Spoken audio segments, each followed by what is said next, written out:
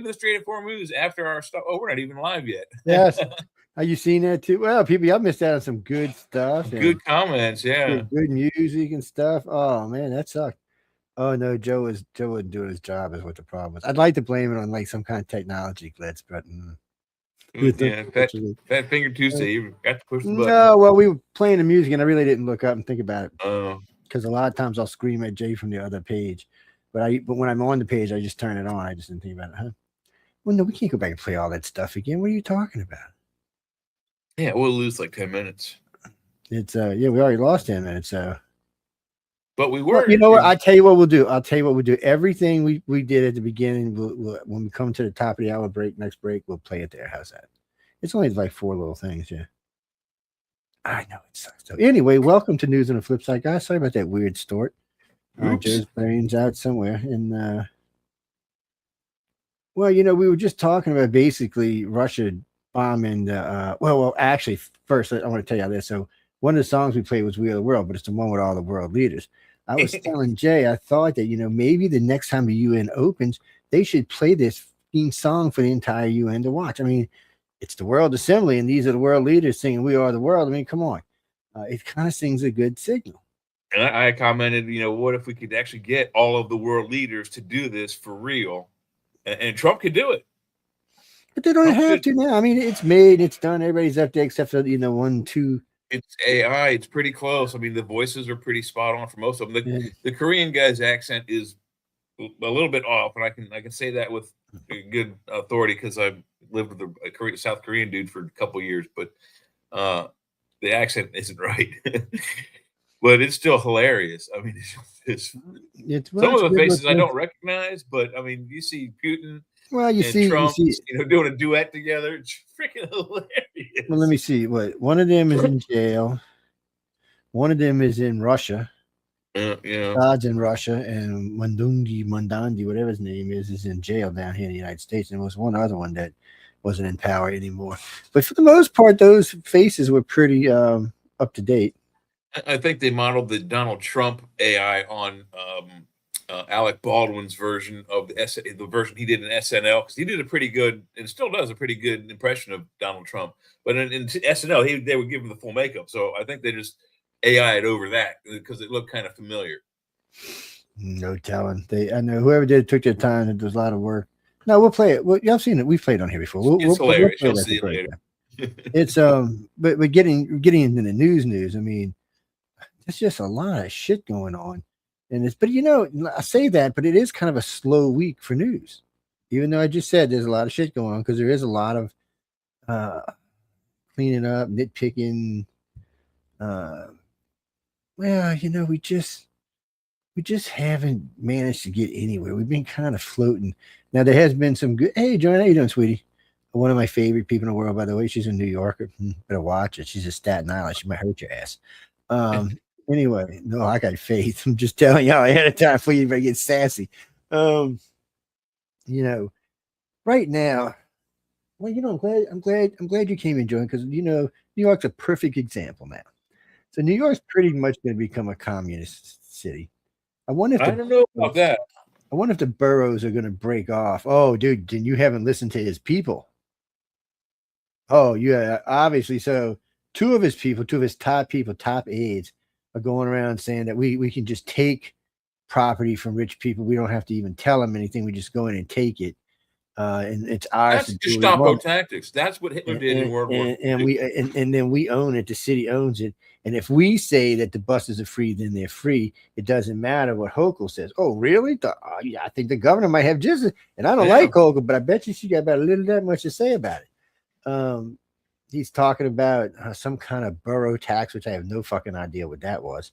It's the dude's nuts. Nuts. I mean, he specifically. I think he said it during his inauguration speech, but I think he said specifically something to the effect of he plans to seize rich white people's properties. Yeah, and only rich white people's properties. I don't even know how that's going to get him put in jail sooner or later. I think so. Well, it's discrimination. You can't do it. New Yorkers may just run him out of office with pitchforks. Legit, Joe. I have no doubt that somebody down there is. My problem with this whole New York thing is I got a lot of effing Wouldn't be friends in New surprised if York. you guys get I've shot. got Yeah. friends there. I've got ex-friends there. I've got hosts there. I've got ex-hosts there. And I mean, it's a lot of people. And not one of them said they voted for this bastard. And it's a wide variety of people. It's not like it's a cookie cutter group. It bothers me just a little bit. But hey, he's in. It's his city now. Um, and the sad part is nobody else even came close. Yeah, y'all should succeed, Joanne. Even Succeed incumbents from New didn't come York. close. You can become the 51st state like Rhode Island. Y'all about as big as Rhode Island. What do you lose Succeed. by? Like 15, 25%? Something like Oh, that? it was a lot, man. It was a It's lot. huge. It's a It was huge percent. With the name recognition he's got, it was huge. It was just he had too much baggage. And Adams didn't have a shot. Between And he knew it. Well, he did, but between the poll showed between all that shit he was in trouble for, and then basically kissing Trump's big white ass, he was done. He was over. He tried to straighten up at the end, but it just wasn't enough. It just it wasn't enough. Jimmy Lee, I'll tell you this much. I'm really not saying anything about the guy right now because he hasn't tangled Wall Street yet. Okay. So I'm thinking sooner or later he's going to go tell Wall Street, well, Wall Street, he's going to try to sound like Batman. The Wall Street, you're going to have to pay a fair share, man. And that's like 25%. And they're going to go, you ever heard of cement galoshes? He's going to kind of go, well, no. Guess what? You're going to find out, my friend. They're the best thing for any regions that have no idea what I'm talking about. Back in the day, they used to put you in rubber boots, fill it with semen, and drop your ass in the water. There were several places in New York that was actually quite famous for it. They found a lot of bodies there over the years.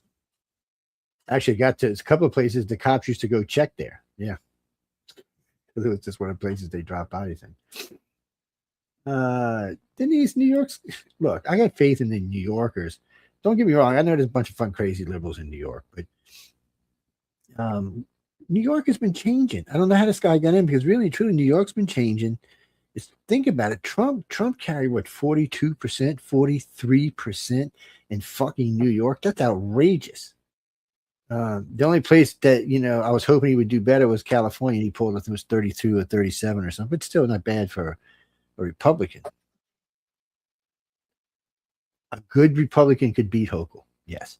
Some ifs to this. First off, if the economy keeps where it's going and prices keep nudging down and fuel keeps nudging down to where New Yorkers are seeing like $2.50 a gallon, something like that, they'll be like, in food, it'll be, half of what it was this year. They'll be like, yeah, we love this guy. And they'll keep the roller coaster rolling. Well, what we got to hope for is the prices have changed enough by November that it makes a difference. Well, we'll have to wait and see. I got faith in Republicans. They can do it. They just got to do it. As long as they don't do any more stupid shit. Starting to happen. I mean, hey Rose, it's hey Heidi, it's Heidi J Heidi Rose Heidi J Jody Heidi. Shit. Anyway, I got confused, guys. Marco, where are you from? Oh, so wait, I ought to just throw you out the fucking room. Where you from? The where? AOC home? Is that where you're from? Is that where she at the Bronx? Is that where you're at? See, no, you're on my shit list. Anybody who would put AOC in office, she's an idiot. I mean, my fucking Chihuahua's got more sense than she does. Yeah, she is stupid. You don't put in that, but what's the I mean, one? The other you one is Texas one. Crockett. She's also an idiot. But I mean, all you have to do is listen. I mean, she's just somebody with some skill needs to debate her ass. And yeah, she's a good masturbator. I won't argue with that. She's a master and a debater, right? Yeah, I know what you meant. I see how you had it spread apart. Yes, I just said it the other way. How's that? Because I bet she spends half her time doing that. She's so great, The liberals said, look, I still have a lot of Democratic friends. I have no more liberal friends because they have just, for a centrist, even I can't tolerate their ass. And I can tolerate pretty much anything.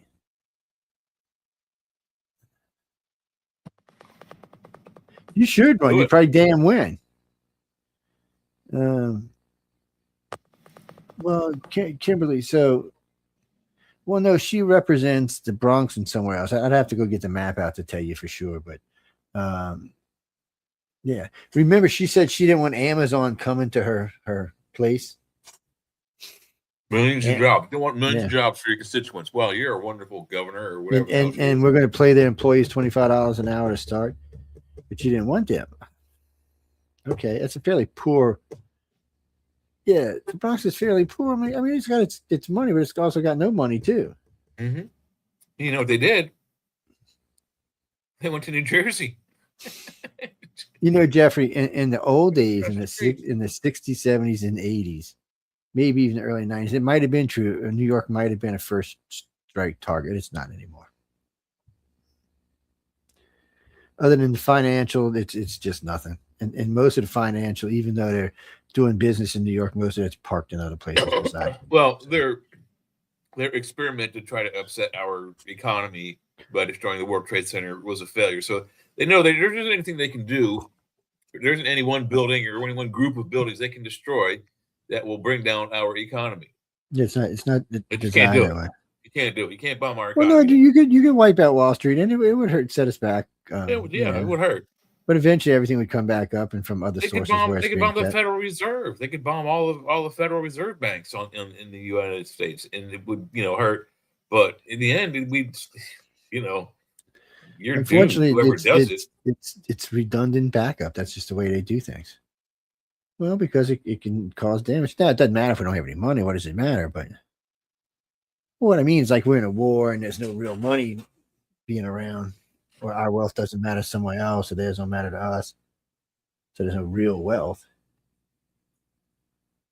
I don't know. Anyway, getting back to our lovely mayor of New York. I can already tell you 3 or 4 of his people are going to get kicked out. Some of the stuff they say, just even the Democrats are like, "Shut up, man. We're trying to get winning." Hey, Chad, we're trying to win in November, man. Shut the fuck up. Don't say shit like that. But no, they just can't help themselves. It's kind of like Omar. It's almost like every one of them is trying to commit political suicide, not only for themselves. No, because they don't think they are, because they watched Omar and them and Jasmine Crockett just say it and keep on going. They've watched it. That's what they think they can do. I mean, Omar should have been in jail a long time ago, but they still haven't. I mean, now she's worth almost $40 million, and she's $30 million. She's a house She'll be in jail rep. soon. And she won't be in jail long. She'll be in jail, and then her citizenship will be revoked, and then she'll be ejected if she's found guilty. Yeah, and just wait, Joanne. When the Clintons do their depositions, I think some shit's gonna hit the fan when that comes out. The Epstein files. Oh, they're looking at the Democrats today or tomorrow are looking at the documents unredacted. I don't know why they get to do that, but no, they can't take them out. I mean, they had control of those papers, those files, whatever you want to call it, for at least 8 years. Why did they look at them then? Well, that's the whole thing. The whole thing. They are so desperate because the Vegas betting odds have them losing bad in November. And there's quite a few other signs that have them looking bad for November. If you listen to your boy on CNN, he's like, yeah, Republicans might be losing a seat here and there. He said, but I'm telling you, he said they are so much favored towards November than the Democrats. He said it's not even a laughing matter anymore. But that little guy's good. He does his polls good, and he checks them out. I like him because he checks his damn polls. What do they call him? The numbers guru or something like that? Yeah, he's a Republican. Yeah, I can't even believe CNN let him on there. But he don't pull no punches. Realizes that if they don't have someone who's at least right-minded, they won't ever get the right facts or the right numbers or the right polls or anything. The guy seems pretty. I mean, I don't know the dude's name, but he seems pretty. I mean, he seems a little bit more intense in the polls than we are. You just call up a list and just run it down. This is what we're reading. He compiles them into other polls. It's like, well, he's crossing them. I mean, I wish he'd have been nice to have doing last year or the year before election. because we had to go. We had to put them all up. Well, no, Jay and I use multiple sources, so some of the pages we would use would have 10 or 20 polls on them. It's a whole list of them. And you could actually tell in Trump Biden because blue, red, blue, red, blue, red, blue, red. So when you went down the list, you knew this was unfortunately these were blue leaning polls and these were red leaning polls. Even though when you've seen big jumps for Trump, you still seen the blue polls still blue, and you're kind of like, well, it sort of averaged out to where the red polls were giving Trump about 9 points above the Democrats, and the blue polls were giving Trump and sometimes Biden 4 and 5 points, and it flip flopped. Sometimes Trump was ahead, sometimes Biden was, and all it was padded numbers. They were all bullshit. Yeah. But 3 of the major polls all had Trump ahead by 2 or 3 points. So and Trump probably won. The more accurate number, yes. And we had it. Well, we knew he was ahead because Jay and I talked about it a lot. I mean, and there was a bunch of us doing the polls, so I mean, we talked about it a lot. You could tell, you could sense because as you looked at the numbers, the minus this, the plus that, and all the little places, because they had like college polls in there and ISOP polls and all kind of other polls in there. So you could see and you knew, okay, well, this is a Boston college. It's probably going to be leaning a little blue. Well, okay, but in that poll, Biden's only up 3 points, but it's pretty much all blue. Well, that doesn't bode well for Biden. It bodes well for Trump because it should be more like 12, 14, 15%. It's not. So you could start to see that, but the press, the main media tried to hold it as tight as they could, but well, they were trying to perpetually lie. And we found out that the week Kamala took over, that she came in on a Monday, and at the end of that business week, Monday through Friday, we did the polls on the show, and her numbers were exactly the same numbers that Biden had the prior Friday.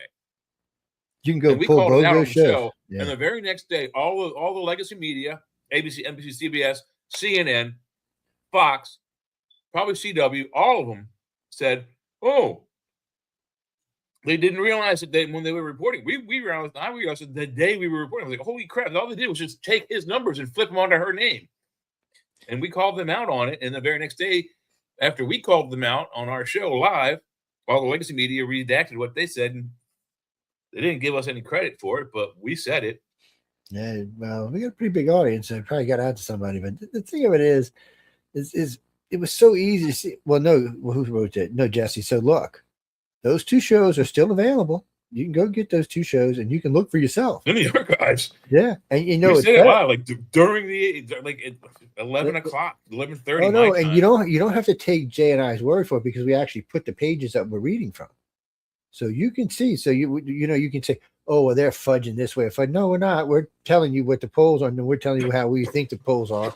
And then we tell you what we think our plus or minuses are, which we were much better at predicting it. I mean, we just came out way better all there. But we also were running the APC polls last year, so that always helps us a little bit because United Public Radio, when we run polls on United Public Radio pages, the audience is very diverse.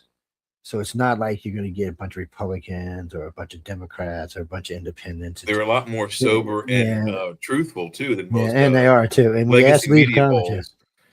So and they'll usually be around 10 or 15,000 on them instead of like 1,000. So it's a little bit different. And when you see that, and there was some that ran over 25,000. We even had one ran over 100,000. When you run polls like that, I mean, it gives you a projection that you just can't. Nobody else is getting. Because they're going, oh, well, 1,000 people in Boston said Trump's a dick and he's down 4 points. Okay. Oh, that poll down there in Houston says, oh, they love Trump and Biden's a dick. Ha. That shit gets old after a while. Yeah, you got to see who they're polling. Are they polling red people, blue people, purple? What are they? How are they getting? That's the hard part. And it turns out that all it is a scare game. They try to scare you who are the non-voter to get off your ass and go vote. And to be quite honest, as you are, if you're a non-voter and let's say someone gets in office that you don't like, well, don't bitch to me. I'm going to tell you straight to your face. Did you vote against him? Did you vote for him? No. Then you got no right to complain. Not to me, not to anybody. Right. If you want to say something about that kind of shit, put your vote in the box. Matter of fact, a good friend of mine who's gone there, we used to say this all the time. If you don't vote, you can't bitch. That's why we always both made sure we voted so we could fight with each other about who was wrong and who was right. But on our politics, we were pretty close together anyway. Uh, yes, it was. She was the original host of this network. I mean, of this show, yeah. And this show's been through a host over the year. Yeah, this show's been through a few hosts. Well, in all fairness, and I really want to get into this, but I actually retired the show for a couple of years before I brought it back. You know, you get into why I brought it back to the centrist for a while, and that's when you had me and Michael on, and then we flipped it back. Carol, we still own the centrist. I haven't had time to look for. I'm getting ready. I got a lot of time coming up. I'll be spending in the studio, so there's quite a few things I want to get caught up on, and we've been on a new Roku for about a month and a half now, and I just haven't set up the archive thing. It's because it's aggravating. Roku, yeah.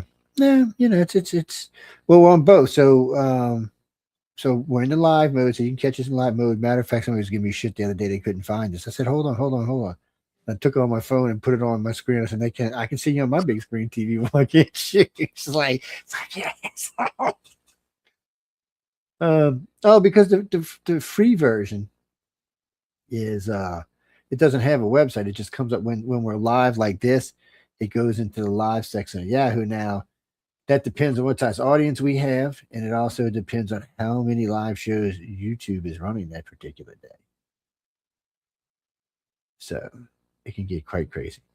Denise, New York, you got a lot of New Yorkers in tonight. What's up? Wait, what you got? Oh, okay, you up in Hudson Valley. No, I know where you are. No, because we did a lot. Still New York. But I mean, we did back in the day. We did some profound UFO research up there. Yes, we did. Yeah, there was some pretty good researchers up in that area. A lot of activity there at one point. Hudson Valley incidents. That's where Whitley was abducted, or that's where he was the first time he was abducted, when he was allowed to remember the abduction.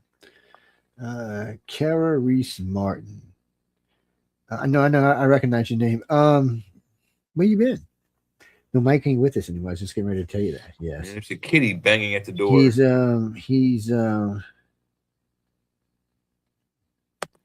haven't seen him online lately, but I heard he was doing a podcast. Nah, I still like Mike. I have no problem. No, I think he found it to be constraining. Well, because the network is in some areas we're more constraining than we used to be. Some areas we're not, but some we are. Because you have to make a profit to stay in business. So, can't offend everybody all the time. I can, but not everybody can. Yeah, it doesn't work that way. What do you mean? Do I think Donald Trump will make it all 4 years? I sure hope he will. I don't see no reason why he wouldn't. He might be a cantankerous old bastard in his last year, but it's still, There might be a lot of people that hate him, but the thing is, the people that hate Donald Trump right now are cowards and are too afraid to act against him. They've tried twice and failed both times. So Democrats, this is what you really need to think about. 3.3 million people left your party and became Republicans. Actually, more than that left your party, but 3.3 million of them became Republicans. So the last time I had seen it was 2.5. The other day I was watching, of all places, MS Now. Do not let anybody know I was watching that crap. And they were talking about it. I was like, wow, well, this is just, even for them, I was like, I was stunned. But anyway, what do you mean why I think it's fake? Because MS Now is just a yoke. What are you talking about? Now you got me off topic. Oh, you mean, damn it, you get me completely off topic. You're talking about the election, and so okay. The supposedly election fraud in Fulton County, Georgia. Is that what you're talking about? They did go in and take a bunch of shit. They're goddamn kitty cat. And from what I hear, they're going to probably be raids in other states and in other counties. Obviously, they know something we don't. Can't get a warrant if there's not probable cause. Yeah, you have to show a judge, this is why you think you need this warrant. Because they can't just give you one. If they give you a warrant, you're going to somebody's house, and you're like, Oh, maybe I had the wrong house. Yeah, you done lost your job, got the county sued, the judge is in trouble. No, you just, yeah. So that's a little funny about that. Warrants are hard and easy to get. It has a lot to do with the judge police relationship. How trusted are the cops getting it? Some rookie come in and say, ja, ja, ja, and the judge might go, no, that's okay. Well, maybe another time. It's part of it. Like, are you going to go wake up the judge at 4 o'clock in the morning because you got a teenager pulled over for smoking a joint because you want to search his car? Ooh, I think I'd let the guy go because you probably gonna get fired for waking a judge up for a joint at 4 o'clock in the morning. It's gonna be like, but she's gonna be like, no, no, no, you don't do that. I'm sorry. Well, no, I live in Mississippi now. Yes, Mississippi's a weird state. So in one way, we're losing people, which is kind of cool, but in another way, we're gaining people. We got a lot. We had like this year. Yeah, but are you gaining Democrats from California or what? No, we had 10,000 Texans move in this year. About 8,000 people from Alabama move in, 4 or 5,000 from Georgia. We did have about 2,000 from New York, about 3,000 from California, a couple thousand from Florida. Yeah, so it's well, Mississippi's changing. Well, they were like 40 somethings in education. I think like 26 or 28 now, and climbing because they're finally doing what they said they were going to do. They got all this casino money, and they're starting to use it on the schools and the highways and prettying the place up and making it look like the South where I live. It just looks like yeah,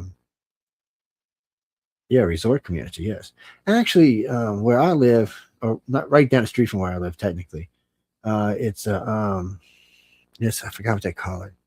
Certified retirement. No, it's a certified retirement community. So you get extras for living in that community. And active 55 plus community, you mean? Mm-hmm. Well, I don't know if it's that, but yes, that's exactly what you mean. because I mean the Bay is got a lot of young people in the Bay, so I'm not exactly sure how it works, but if you move there and you're over 55 or over 60, you get breaks and all kind of stuff. Yeah. And a lot of places, your home insurances are really cheap. Yeah, I think I'm going to pull the trigger on AAA today, or what is it, the AARP thingy? It's $80 for 5 years. Yeah, I used to get it every 2 years. It was like $20 for both of us, and we use it for some stuff. Sometimes, and in some ways it's nice to have. There's some perks to have it. Gene, it's good for auto insurance, traveling, hotel rooms, food, especially while you're traveling, and usually gas perks. And there was one other good thing out there about tow. Good roadside assistance. Yeah. Well, Gene, they tell you now not to get your insurance through a dealer like Geico or State Farm and all. They said it's much easier. So just put it for example, they were showing the other day something to do with the big beautiful bill. So no. I don't know if it's the big beautiful bill. It's what it is. Oh no, it's definitely part of it because they talked about it. Well, maybe I don't know, but they've been advertising this stuff before the beautiful bill came out. So what it is in Pennsylvania, Maryland, Delaware, and a few other states here on the Northeast, they gouge us, and what they don't do is there's a certain discount. If you've driven for 5 years, you have no speeding tickets, no accidents, none of that kind of stuff. There's like these things they can tack on that makes your insurance like $50 a month. Right now, mine's like $150 a month. And the guy that I get my insurance from is the guy that he was in my brother's grade in high school. My brother knows him well. I don't know him all that well, except for he's my insurance broker. He does my house insurance, which he's going to continue to do because these places I'm not going to find cheaper for the house insurance. But if I can find a $50 car insurance, sold. Well, they got a couple of new things about home insurance. Of course, you can bundle all that. That always helps too. But you get discounts for all of that stuff. Well, no, Jesse. So one of the things that the bill did was allow them to put in certain provisions. So if you go through the store and not through Geico, one of the other ones. So in other words, you're just skipping. Well, Geico's a broker basically. Or no, actually, their insurance are just brokering out to everybody else. So when you buy from an agent, they're buying from Geico. So you're paying the agent's commission. That's why your insurance is so high. Probably $25 or even $50 out of a month goes to that guy who sold that for the whole year. And then the rest, when it comes back, goes to, and some companies you can do it longer than that. That's why it's such a rip off. Yeah, and I had tried years ago, but I guess it was this bill that did this, but I had tried years and years ago, and I was still with the same guy I'm with now with my car insurance. I was like, hey, I'm gonna try some, I gotta pay less, and it's like, well, you're not gonna find much. So I went and I said, well, can you keep my insurance right now for now? But I got to shop. If you can't find me a cheaper rate, I'm gonna try to find one myself because it just was killing me back, 2017 and whenever back then when I wasn't working. So I looked, and it would even just going through like yourself, you're just getting like quotes from many different companies that make car insurance. They're all within $20 of what I would had already been paying. So I was like, well, screw it. What's I'm going to save my $20. I mean, what the hell is that going to do? Nothing. So I didn't change anything. But Gene, here from Camry, it was full coverage with roadside and the whole 9 yard, a couple of little perks, windshield and stuff. It was about $170 a month. I'm paying about 140, 125, 145, something around like that on mine. Yeah, I eventually got them down to about 140, but I had to go fight with them about it. But some of the I think if I didn't have this, there's this thing you plug in to there's a port. It's like a 9-pin port underneath the dashboard. It's where, like, if you go to like the auto parts store, they'll plug their computer into to check your engine. You plug this thing into it, and it's like a share ride kind of thing. It tells the insurance company how you're driving. It doesn't, get mad at you for speeding, but it does certain things that makes your insurance. It gives you a discount if you keep it on, but it also helps your insurance rate go up or down depending on if you drive like an idiot or not. Yes. So people, in other words, well, you did 80 that day, and see, I could never have one of them because I never do the speed limit. So. Well, I do the speed limit. I go mostly 5 to 10 over the speed limit. That's it. Unless there's an idiot in front of me, then I might do 15, 20 to get around them. So that, if they do something stupid, it's back there. It won't affect my life the rest of the day. What do you mean? You just unplug it every day at drive time, Jason? I mean, you like when you're getting on the interstate or something? That never going to work like that. Yeah, I don't think it works that way. No.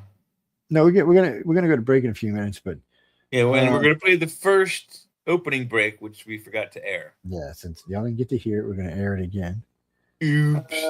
Cleveland's from Cleveland, huh? Okay. Cleveland, Ohio. All right, Cleveland from Cleveland. What you got, baby? No, but if you remind me tomorrow, I'll put it on before the chat. Yeah, just remind me. Yeah, pop me a text. You got my you're on my messenger right now, so I don't know about all of that, man. But no, you can message me and remind me. No, because it's actually on 2 other computers. I just don't use those. I use this one. Because this is just the only thing this computer does is broadcast. It doesn't do anything else. No, it's like a little, I don't know, it's 20 core or 12. I forgot what it was, but 28 core something or other. It's got like 16 gigs of RAM. It's not really a like super computer like the other ones are, the other 3 that run everything. No, I just got it for broadcasting. I didn't need it to be. It's got a 2 terabyte hard drive, and it's not. That's what I'm saying. It's a name brand too, and I don't usually own name brand computers. By the way, I like to build and design my own computers, or buy them from people who I know build and design really good computers. Yes. Oh well, all the rest. Well, see, this one's the only air cooled, and all the rest of them are liquid cooled. No water. Who told you? Well, you can't put water in a fucking computer. What is wrong with you? One little leak, it'd be water cooled CPU. Yeah, I don't think that's a good idea. No. So Jesse, the liquid they use is what they call static liquid. So if it hits any electronic part, it won't hurt it. In the old days, they used to build them and immerse them in mineral oil. They could run them under the mineral oil, just immerse them in a tub full of mineral oil. Yeah, I've seen them up close like that. And like quadruple the speed. You could overclock the hell out of them. You can't really have Big bathroom in the middle of your living room full of mineral oil with a big computer burst in it, but we've got better things than that now. So, yes. The Doomsday Clock is there's a group of people. I forgot the damn name of them now, but there you go. The Doomsday Clocks.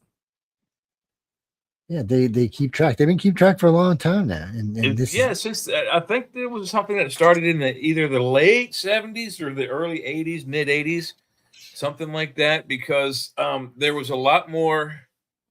If anyone was alive back then, there was a lot more doom and gloom surrounding Ronald Reagan's 8-year administration than anyone else until now. So that's when they started that, because we were, butting heads with Russia a lot in the 80s, and it got really close a couple of times. it actually, no, James, you know what? I forgot the first song we played. Oh no, I didn't. Oh wait, I gotta go find that. Where's that at? Oh shit. I know, I just remember. Okay, now this next song that's gonna be playing in a few minutes is it's if you got children in the room, ask them to leave. Uh-huh. No, really. Just a little bit of cursing in it. No, there's a lot of bit of cursing in it. Yes, it's well, this is a 21 or over show. Thank you very much. Can you see me over there? No, yeah, maybe. Yeah, there I am. No, there I ain't. Dang, where the hell I am? What the hell is that? Ooh, yeah, I like that. Asterisk CK Billie Eilish. Oh, what an idiot! Yeah. That we'll have to talk about that after a while. But I hate to even give her house is actually on Indian tribal land. No, good. So y'all ready? So we're gonna put this up and let me throw it up on the board. Get up on the board. There it is. Yeah, there it is. Yeah, so we're gonna post it up there. So you can hear this, and then there's gonna be a promo, and then there'll be another song. Actually, be "We Are the World," and then there'll be another promo, and then we'll be back live. So you'll probably have, I don't know, 7 or 8 minutes if you need to take a break. I know you pervert guys aren't gonna leave when this comes on, but still, Run while you got AI ladies, gentlemen. Run while you got a chance. Yeah. Y'all preach peace with a fist in the air, huh? Ladies, funny how tolerance turns into a witch hunt. Well, I ain't playing nice no more.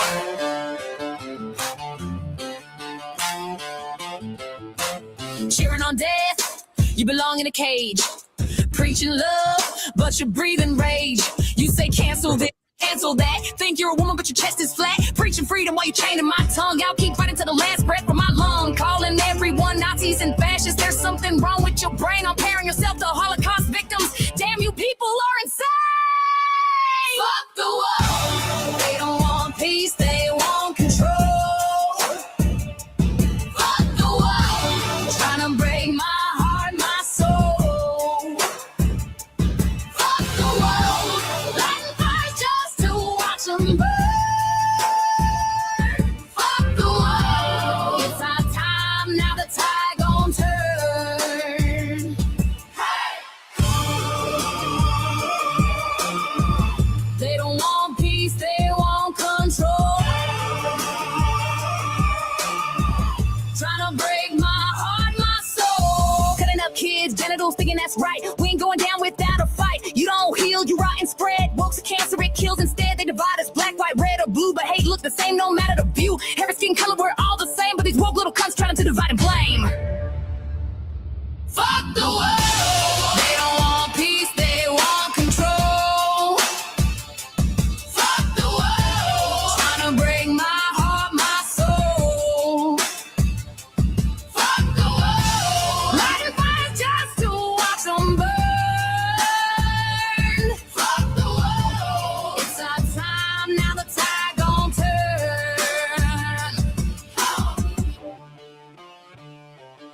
You say inclusion, but you cut me out. You say compassion, but you scream and shout. You say justice, but you kill the debate.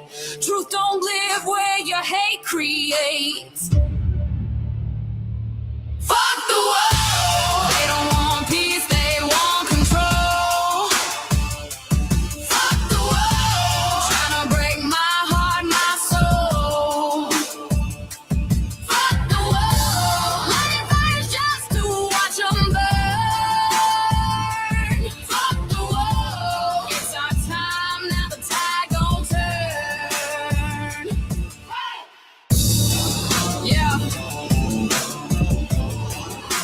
try and cancel me,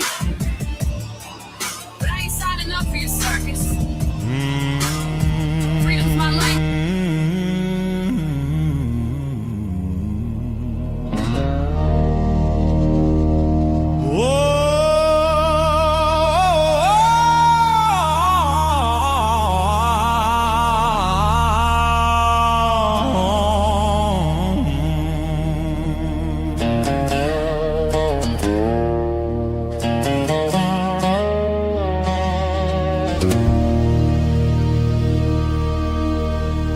Two real cryptid legends doing what they do,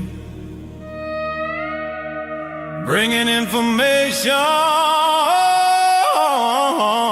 for me and you.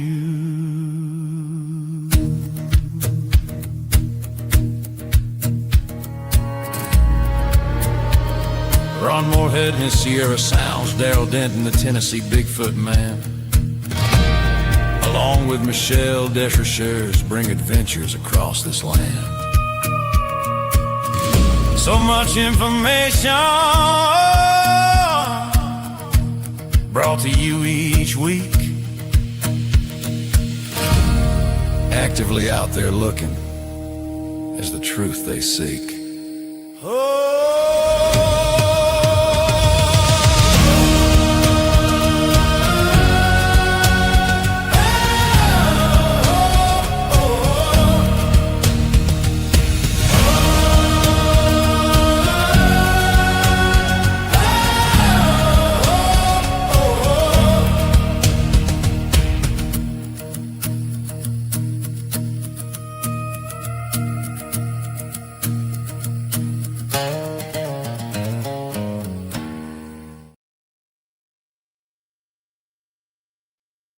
Hit it, Donnie. When we heed a certain call, when the world comes together as one.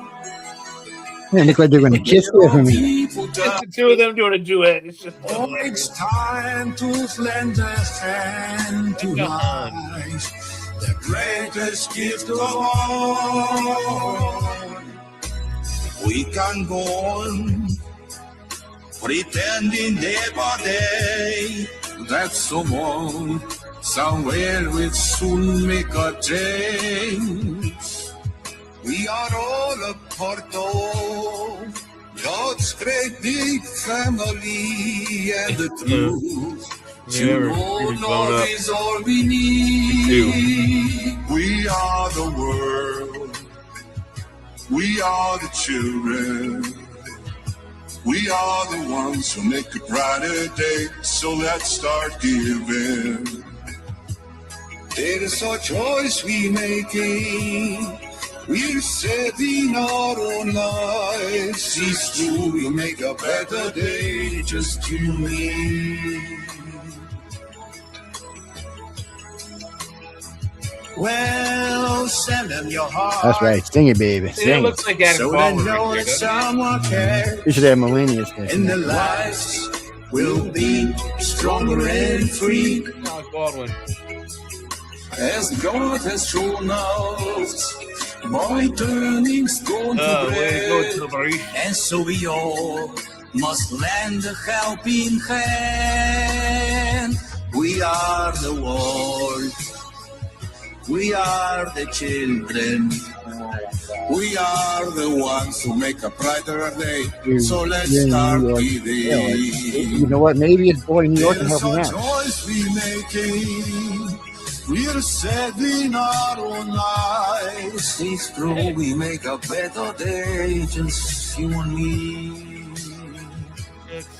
Way down and out, and there seems no hope at all. Who would have known he could be a war But if master? you just Sing it. believe, there's no way we can fall. Well,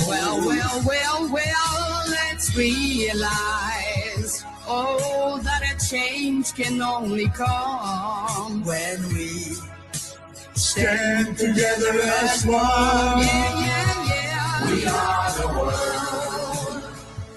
We are the children. We are the ones who make a brighter day. So let's start giving. There's a choice we're making. We're saving our own lives. It's true, we'll make a better day. Just you and me. We are the world. We are the children.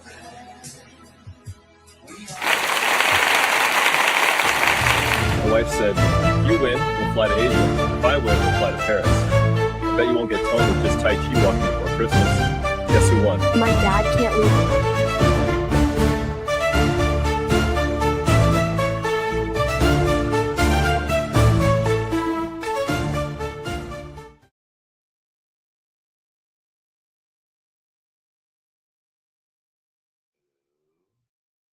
Be back.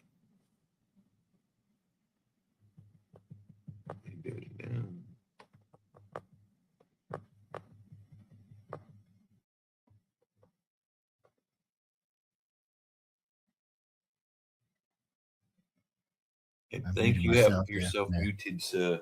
I ran across that song a while back, and we played it a few times on the stuff. Yeah, we played it. Yeah, it's damn hilarious. It's well, the first time I watched it, I was like, "Wow, check this out!" And I think that Trump should have it on like a Siri and take it everywhere he goes. You should play it. Yeah, you should play it with the video behind him on every Republican rally. Oh, I'm sorry, Siri. I didn't mean to wake you up. Go back to bed. Sorry. Oops. Siri got upset. See, now you upset Siri. Look, she came back on just because you did that, man. Well, she's no mismannered herself, so fuck Siri. No, if Alexa knew I was talking to Siri, she would be upset. Alexa gets upset now. She's jealous. Kind of scare me about AI people. I'm just saying. They're coming for us, man. We already killed 3 teenagers. Well, Trump's got a lot of stuff he wants to get done. It's I don't think you're going to really be able to push him on immigration. Really and truly, I know the liberals want you to think that he's underwater on that, but he's not. Look, Obama did the same thing with the same group of people, CBP and ICE. He during his 8 years, 56 U.S. citizens were killed during those operations. How many? Well, it was worse than that. Obama actually built cages to separate children from their families. He actually separated. And oh, wait a minute! They also lost 342,500 children during Biden's administration, and so far, what's his name? Tom Homan and his team have only found about 140 of them. So more than half are still missing. More than half of 350,000 kids gone missing in the U.S. No, Jimmy, be grateful they found them, because technically ICE wasn't looking for them. They've only found half. Well, actually, less than half. Yeah, but think about it. ICE wasn't actually looking for these kids. No. ICE was looking for these people who were doing this, that, and the other things. Yeah, and came across these kids. Tell you how big it was. Did you hear about the kid that they found a few weeks ago? It was a 5-year-old that allegedly.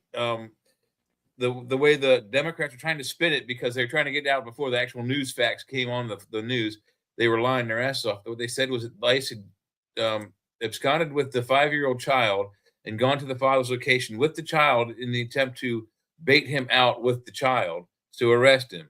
And what actually, in all actuality, what had happened was that they tried to arrest him, and he bailed and left his 5-year-old in the middle of the street while he ran and got chased down by cops. Number one. Number two, when they examined the child, who actually asked them to help him find his mother, they found out that he was muling drugs as well within his abdomen. And there was just, Jimmy, the more you get anything, the more you find. That's like somebody wrote me something because I must have said something about Renee Good last week or something. And I'm kind of like, well, look, I said she wasn't any angel.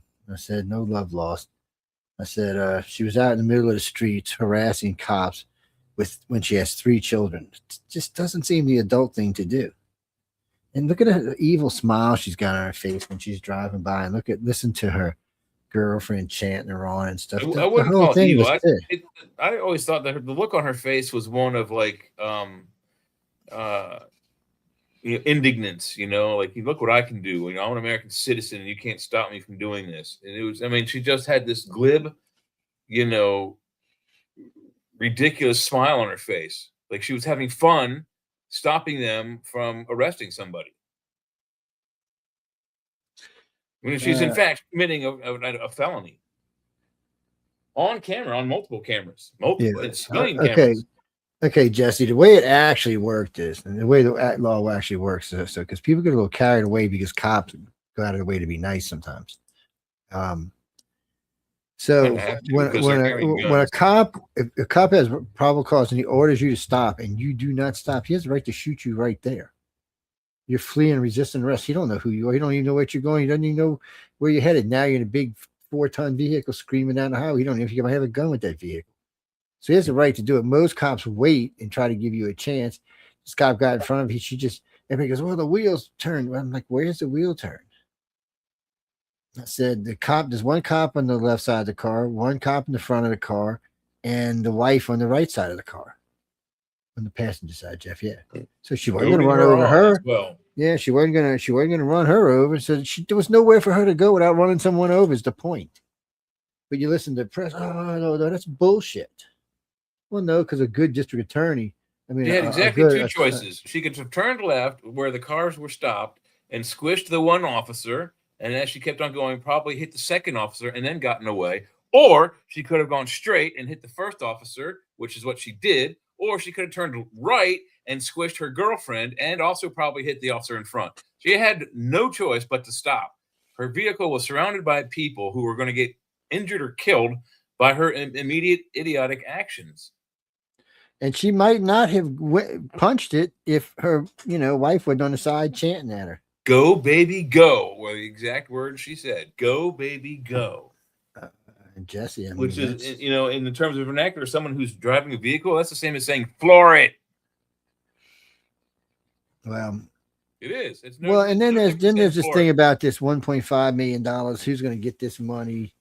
Somebody the other day said, well, the wife should get it. I'm like, why? She's got 3 kids. Why should the wife get it? I think it should be put in the trust fund for the 3 kids, 3 children, yeah. Yeah. $1,025,000, $1,250,000, if that's what she got. $1.5 million is what she got. Okay, $1.5 million. They got 3 ways is a little bit. That's $500,000 for each child, and by the time they're 21, it's maybe close to $1 million. They will have a free ride in college if they want to go to college. Or they can buy a house and a sports car and be an idiot and blow it and snort it up their nose like some idiots would and die a 33-year-old, train wreck. Yep. For the 2 older kids, they go either way. The 2 older kids, if they waited till like they were 21 or 24 to take it, they could probably get it about 1.2 million, maybe. But the young kid, the one that's like 6, oh no, maybe $4 or $5 million in the bank when he gets to be grown. Yeah, so you got to teach it. So why? Yeah, but what kind of economy is that kid going to grow up into? I mean, well, no, if the economy's worse, but remember, the economy adjusts. College education. Yeah, but the economy adjusts on your 401ks and all. So if that goes up, it goes up. I don't know that. Yeah, that's pretty much. Where's the stock market at right now? 50, right? A record no one thought was going to be broke. Everybody said, no, we'll never get to 50. And if we do, it'll be at Trump's last year. Holy shit, we're 1 year in, we're at 50. I mean, they're talking, he might be at 75,000, even 100,000 by the time he leaves. Jason, if you're in Bitcoin right now, Bitcoin's sucking pretty hard. Right now, you have to make a decision. I think with the Nancy Guthrie thing going on, Bitcoin is going to suffer for a while until this is resolved. And if she doesn't survive it, I think Bitcoin will suffer a pretty significant loss. Why would it hurt her? I mean, why would it hurt Bitcoin?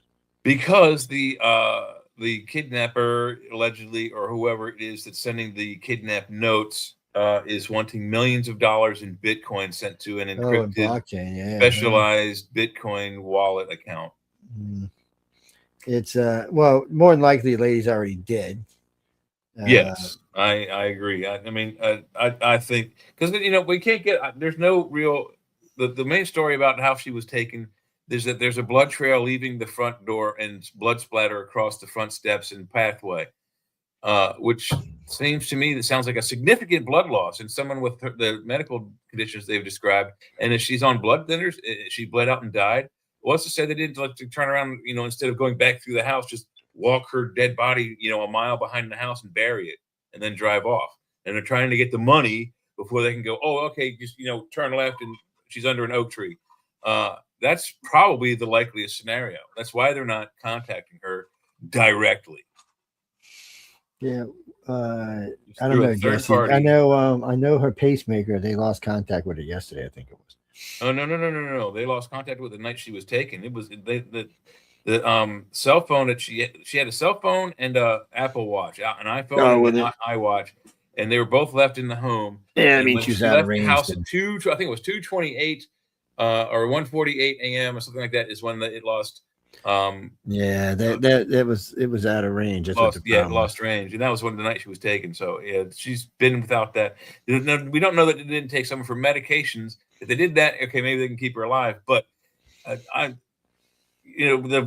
night it happened, they were talking about the blood trail, and no one's ever really given a good estimate of how much blood had been spilled on the front steps and pathway. But if you can see it from one of those flying thingies, little copter thingies, cameras, it's probably a significant amount. And with her conditions, she likely expired on the way out of the building, and they've buried her somewhere within the vicinity, because within hours after leaving the scene, they came back and searched in back of the house. So, and they're now again tonight and right now currently live in Colorado, wherever they are, looking in her backyard again in Arizona.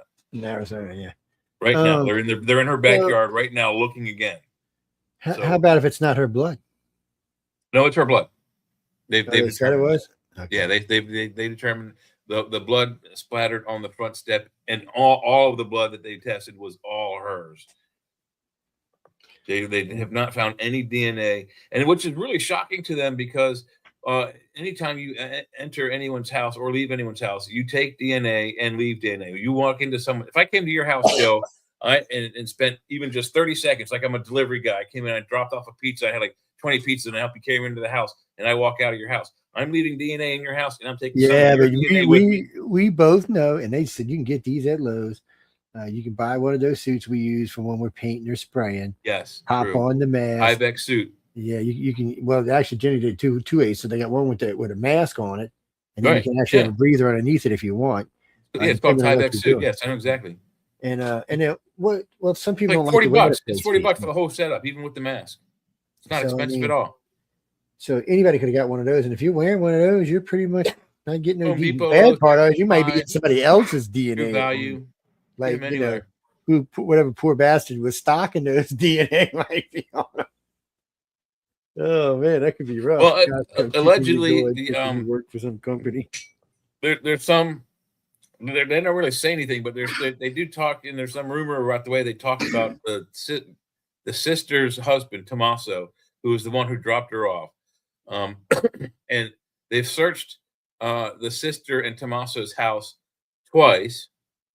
They're searching. They searched her house again tonight. I think they may even still be there searching her house. But they're also actively behind Nancy Guthrie's, the mother's house. They're behind her house right now, in the thicket, and they might be stopping soon because I think it's dark time there. But they're looking for something in the back there, and I'll bet you $5 it's a body. Then the first night they brought cadaver dogs back. You don't bring dogs back unless you think there's someone's. I know, but a dog would have found it easy, man. Unless they get some shitty dogs. I mean, any of our dogs would have found it in a heartbeat. Well, it's also the desert, so smells do not travel well in the desert. My ass ain't all that rock and shit. They travel easy. Be insects. A good hound dog or a good Labrador. They don't have hound dogs. They probably have German Shepherds. Shepherds are pretty good. They're not bad, but Shepherds can work rocks. If there's no wind, all that smell is going straight up in the heat of the desert. That's the thing. You have to have wind. Without wind, it doesn't go anywhere. Well, no, because you're actually going to have physical DNA because you're going to be being drugged along the ground and shit. So all that's going to be, but that's the other thing. They haven't talked about it. That's where cadaver dog would come in, but they'd have to know the exact path they took. So they didn't go from the front, they went from the back. So they're going cold. They might actually stumble upon the trail, but I think if they start from the front of the house where the blood trail is with their dogs, I'll bet you they'll find her.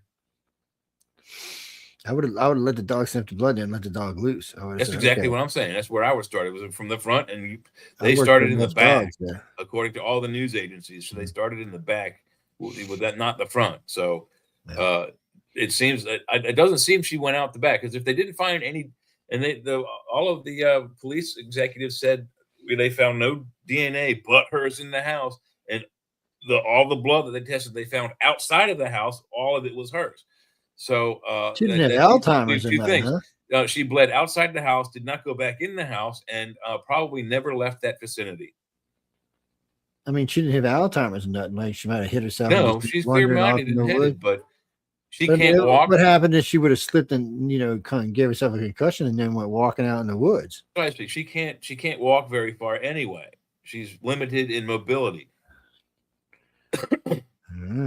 She uses canes, walkers, and like little electronic, scooter cart thing. Yeah, see, I said from day one, I thought it was the sisters involved in it, or perhaps the sister's husband is a shady individual, and Well, so you got the one sister who's famous. Yes, and, she might be into it. Her ratings aren't real good. My mom disappeared, and they want money and Bitcoin, and then nobody ever finds anything. Everything just disappears. Well, right now they don't have anything. Jack, the cops have said at least 24 times they don't have anything. Nothing. Every year in the United States, over 1 million people go missing. More than 600,000 of them never ever show back up again. More than 600,000 people every year never ever come back. Think about that. Somebody might have took her for a ritual. It is, after all, Arizona, man. A lot of desert territory out there to go burning up things and chopping up things and stuff. A lot of voodoo priests in the area too, I would imagine. I don't know. That it's too obviously if there was a struggle, she didn't know him. So that's confusing in itself. Unless she got angry when they were trying to leave or something. And the motive is unclear. Did they go there specifically to kidnap her? If they did, they didn't do a very good job.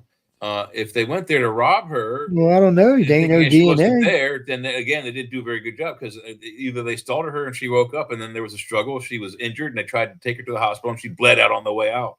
And that's the scenario that I'm thinking in my head, is that there was a struggle. They went there for one reason, not necessarily for her.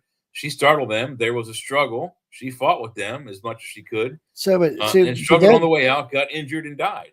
But see, that's another confusing thing, because we know until 9:30 she was with her son-in-law and daughter.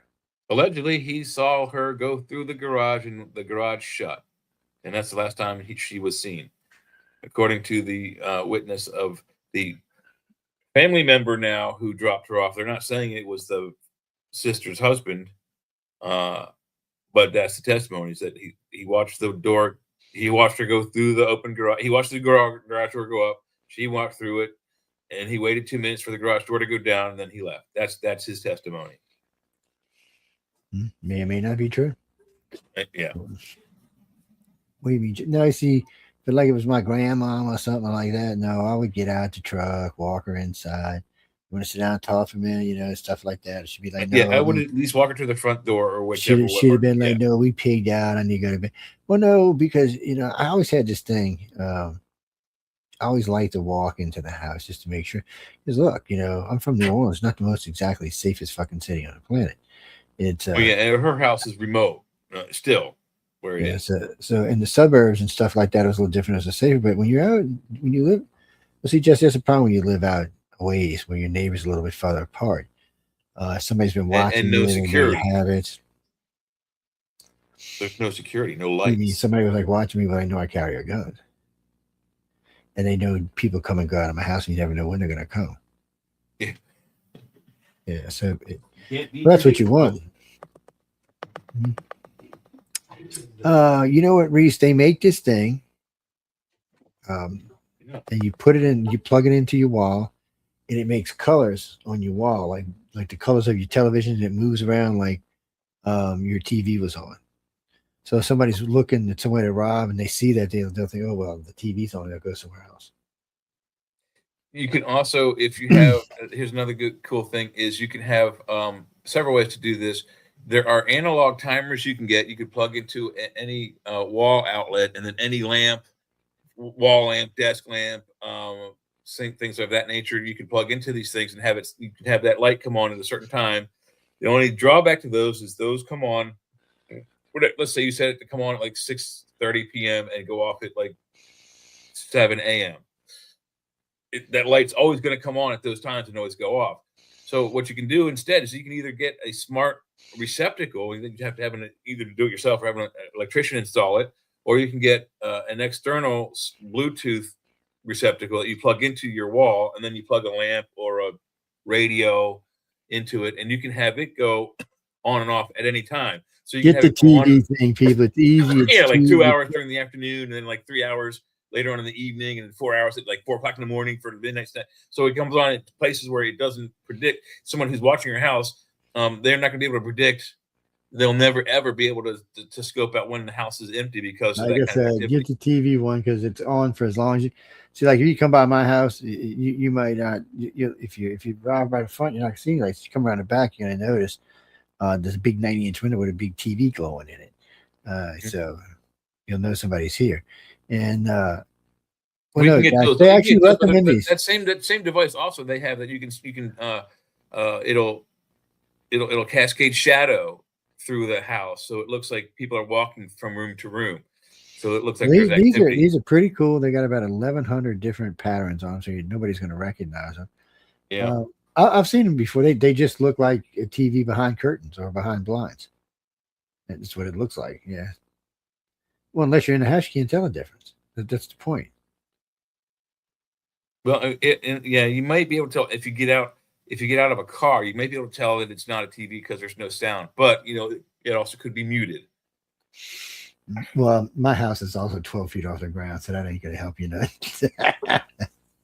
You'll have to come upstairs, and one of my dogs will hear you coming upstairs. Once you start climbing up them squeaky wooden stairs, boom, shotgun time. Yes, actually, it can be chihuahua time. They'll be barking all over the house. And if I come around the corner, I see them at the door, and their hair's all standing up. Whoops, time to get the gun out. It means something or someone is not supposed to be there. Ooh. Well, Jimmy, the other night I opened the door, there's an opossum on my porch. Yeah, he was looking for dinner. Opossums are good though, but if you have a problem with opossums, what you have is not an opossum problem. What you have is a flea and tick problem. Yeah. No, we don't have any. We don't have any problems with those. I treated this yard twice when we first bought this, probably like 14 years ago, and with this stuff that aspirin makes. And Bayer. When I lived in it's Bayer.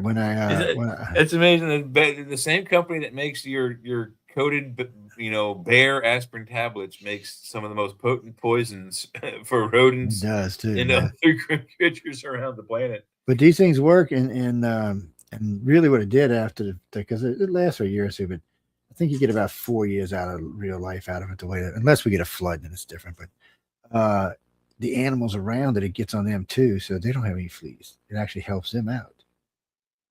See, in the city, it works in patterns because if you're doing it, your neighbor's doing it, everybody in the neighborhood's doing it, there are no fleas or ticks or anything. They're just wiped out.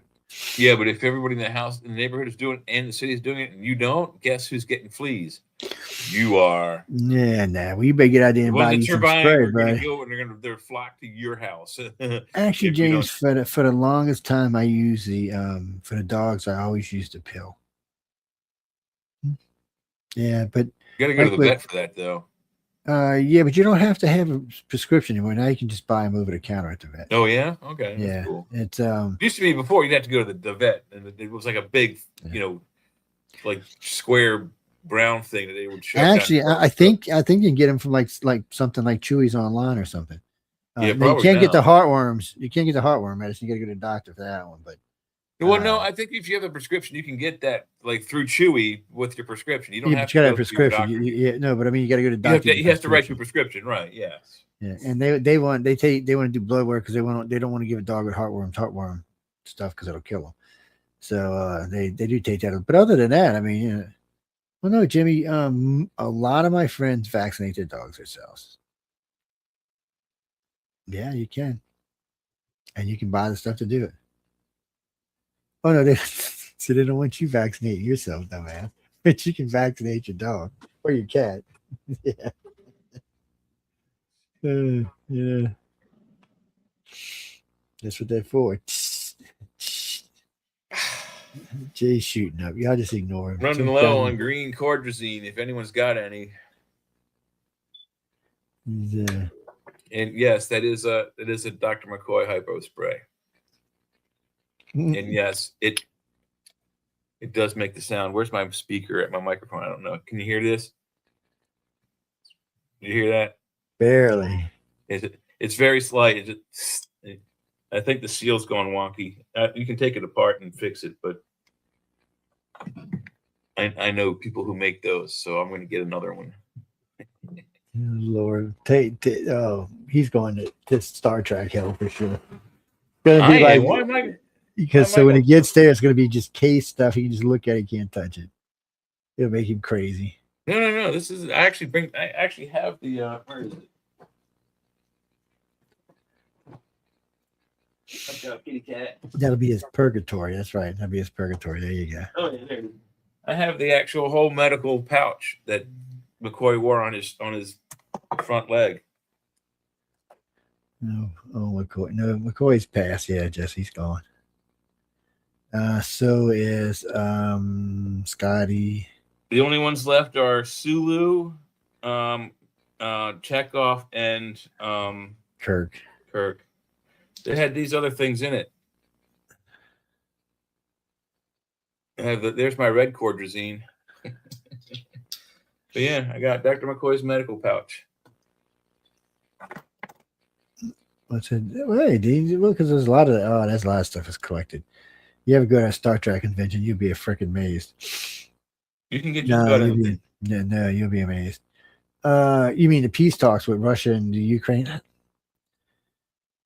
How can I say this politely? Seeing is fucking believing. I mean, really, at this point, I just don't think. I don't know. Trump's going to have to be an ass. I don't think it's going to happen the other way. I think Trump's just going to have to step up and say, look, you SOBs, I've had enough of this bullshit, and somebody going to die if this don't stop. Well, Jesse, they're fighting over territory and security insurances. So the Ukraine wants a 5-year or a 10-year guarantee by the United States that it will not allow Russia to invade its territory again. Russia's like, oh, what the fuck, man? And then on top of that, he wants all of his territory back. Well, Russia's not going to do that. They're going to have to give some of it back, but they ain't going to give it all back. Well, they always said the Donbass region's always been there from day one. They whine, bitch, moan. Where the Ukraine fucked up is it should have never gave up its nukes. Then we wouldn't have this argument. There would be no invading of the Ukraine. Yeah. Well, there's probably one buried somewhere in the Ukraine, and you go find that bitch and say, okay, look, last warning, Mr. Blad. One more time, and poof, Moscow is gone. Wait till you know he's in the chamber. Yeah. Yeah, like a 5-kiloton nuke. Poof. Well, you heard they tried to assassinate his top general. At least, let's be honest now. This is what Putin said. Remember, just before the last peace meeting, something else happened to Russia. Remember? They did something. I can't remember what it is now. The Ukrainian did something. Now here we are just before the other peace when they tried to kill his general off. And they said there was a firefight ensuing, chasing across Moscow, shooting at the general. No, look. We're Americans. We just aren't that stupid, dude. Especially in a country like yours. Your country's run tighter than ours as far as the police force goes. So ours would be all over some gunfight through the middle of the city. What the fuck? Even some of the citizens would be out there getting into it. Yeah, so you got to take a lot of it with bullshit. Yeah, you got to take a lot of it with bullshit. If it's coming over the internet and any of the legacy media platforms, yeah, you can bet your ass it's full of shit. What do you mean, Jack? Oh no. What is his name? Oh, Markio is, I don't know, he's about to go put his foot up, what's her name's ass down there in Venezuela. Who Marco Rubio is, yeah. Yeah, she was telling Trump some bullshit the other day, mind your own business, stay out of our business. You put us here to run the country. And Markio said, we did not put you there to run the country. We're going to run the country. You're just going to listen. So she's really pissed about that, apparently. Then they sent a gunboat out to meet one of our destroyers. Must have been a frigate. No, we don't have frigates anymore. So Yeah, they do. There's no, I frigates thought they down said there. we got rid of it. I thought they said we got rid of all the frigates. What the hell? Everything's still down there. He hasn't No. moved I like it. mean, no. They said we got rid of frigates out of the Navy. Oh, I don't We think so. We replaced Most them. of them carry guided missiles. Why would That's you what I want was to thinking. get rid of that don't know. platform? They want money for something else, probably. Yeah. You're talking about a Harleyburg destroyer. There was one down there, but I don't think they're down there. We do have one or two big ships floating around down there, but regardless, there's nothing down there that the Venezuelans want to fuck with. I mean, Jesus, come on, you're just wanting to die. Yeah. All of them carry missiles. All of them carry big guns, and they all carry a variety of missiles that can do a variety of things. Yeah. When I was on the USS Aubrey Fitch in the 90s, this guided missile frigate, it had a phalanx machine on it, a phalanx device. We've talked about that on the show. It had a Phalanx. it had a quad. It was like a box, really. On the front was a guided missile launcher. And it would shoot. It had, you can put 4 missiles in it at once, and then on the back, it had, I don't know, I think 3 on each side, and I don't know if it was 1 or 2, but they were tubes that would shoot torpedoes directly into the water, and there were 3 tubes on each side. I don't know if one tube shot 2 torpedoes or 1 torpedo each, but there were torpedo launchers on the aft part of the vessel to shoot at for anti-sub warfare maneuvers. Very cool boat. I know we got a lot of material all over the place right now. We got ships in the Middle East. We got them in the Pacific. We got them in the Gulf. We're spread out. If anyone were going to hit us, now would be the time. I don't know if we're spread out that far, but because we do have some ships I haven't been hearing about lately. I don't know where they are. Remember, we have 11 carriers afloat right now, and I only know where 3 of them are. So you gotta go. Oh, wait a minute. Doesn't that leave another 8? Where the hell are they? And that's not including anything the Marine has, like them Harrier carriers and jump carriers, or those helicopter carriers. That's a whole different thing. They don't even list them. What about the hovercraft carriers, man? The LCACs. That's a jump jet. That's what that is. No, not the jump jet. The LCACs. Yeah. Well, no, they're all. And if it hovers, lands, and goes, it goes off the jump jet. Well, whatever the hell they are. They Navy don't even call them that anymore. They call them something else now. They changed the top of the deck. Oh, I have to look it up. It's no, Jesse. So in the beginning, they called them Harrier carriers. Is what they call them. And when I was in the military, that's what they call them. And then they started calling them jump jet carriers. Yeah, because they were jump jet. You know, because that's basically what it is. And then some of them were converted to like helicopter carriers, but they gave them a different kind of name. Just by hearing the name, you wouldn't know they had helicopters on board. Let me put it that way. But there weren't no jets on board; it was just helicopters. Don't even know how many, and I've only seen like 3 of them that I know of. Well, in any event, we also have carriers that carry hovercraft. They're LCACs, LCACs. I think it says light cushioned or light cruiser air cushion, something. I can't remember what the on those. See, that's weird the way that works. So a carrier like the George W. Bush, I bet you front and back there's 2 slot ports where it opens and drops into the water. Yeah, I guarantee there's at least 4 on there. Probably, and that's just the way they open. They probably have like 8 or 10 of them in there. Well, carriers carry a lot of things people don't realize. I mean, you can put 1,000 Marines on board one of them with all their equipment and still not interfere with the operations of the ship. I know. Yeah, and I can't remember the exact capacity. Just for an example, just one piece of equipment, not necessarily Navy, but the C-130 Hercules, I believe, carried in its belly. It could carry 70 Abrams M1 tanks. It could carry 1,000 men.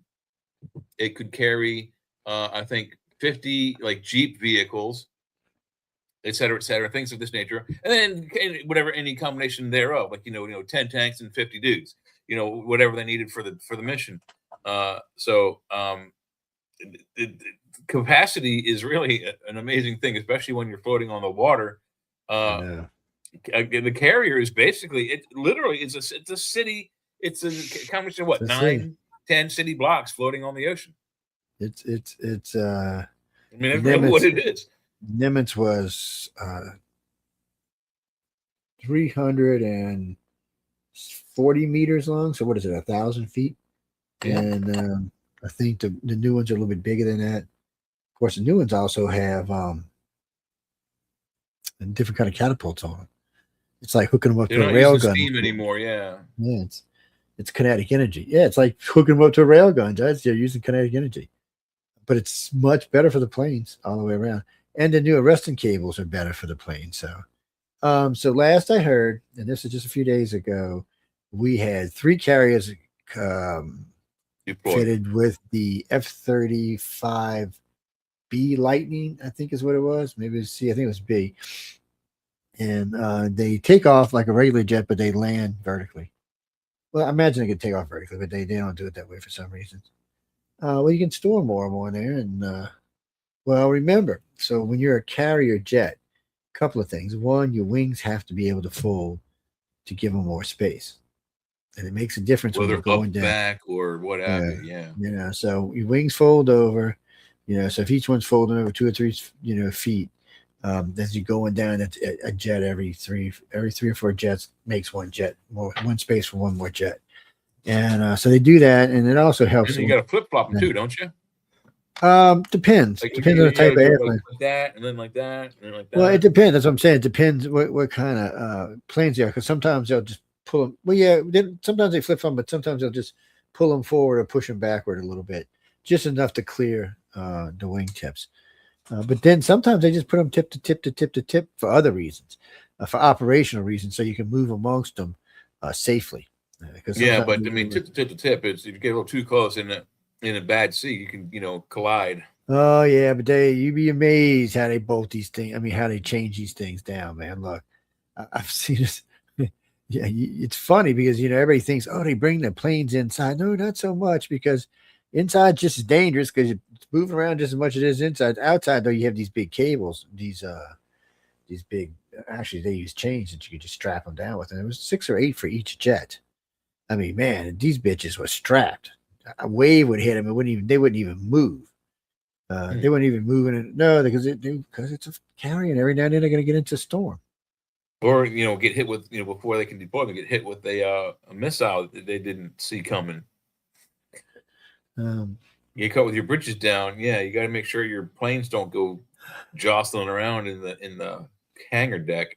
A Nimitz class should be able to operate with up to 3 to 4 torpedo hits. George W. Bush class probably will be more. 5 or 6, I think. Well, they compartmentalize. That's why. Well, and most large capital ships can usually last a pretty long time in a firefight. Like something like the Bismarck, when it went down, they had to pummel it. It got its rudder stuck on a port turn, so it was just doing a circle in the middle of the ocean, and the British Navy just surrounded it and Polish firing squaded that thing to death. But it took them like 4 hours.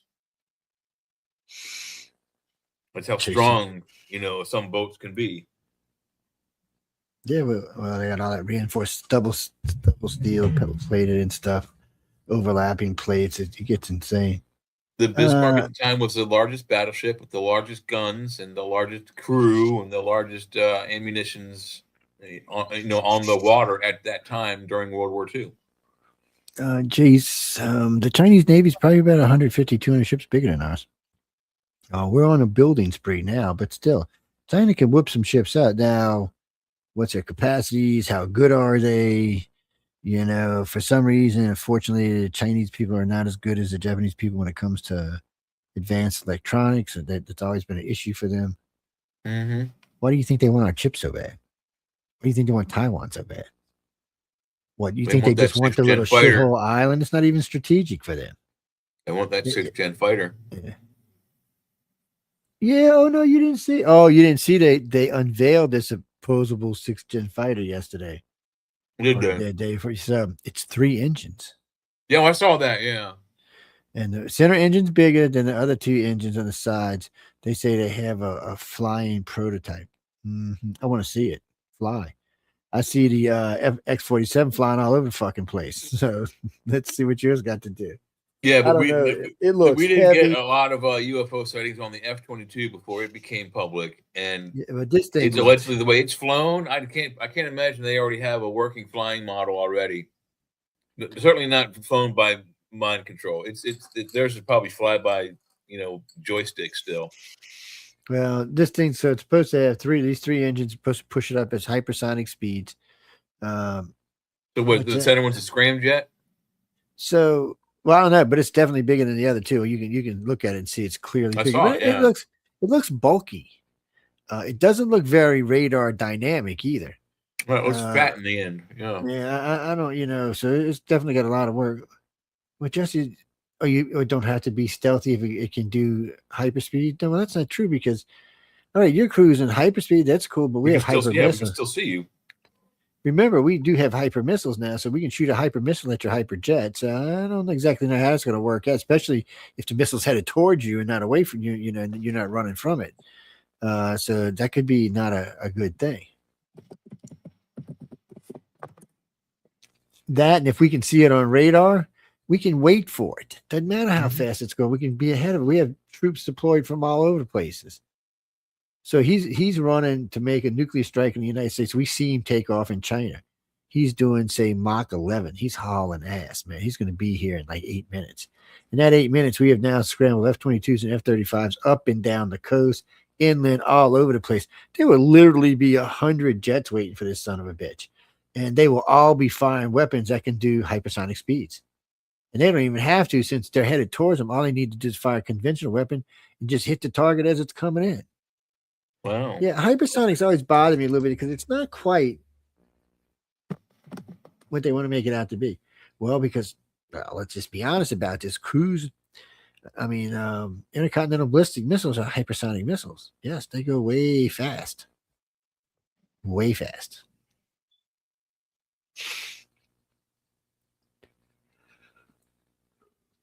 Well, there's 3 people on this planet right now who can just decide this planet's fate for the next 5 million years.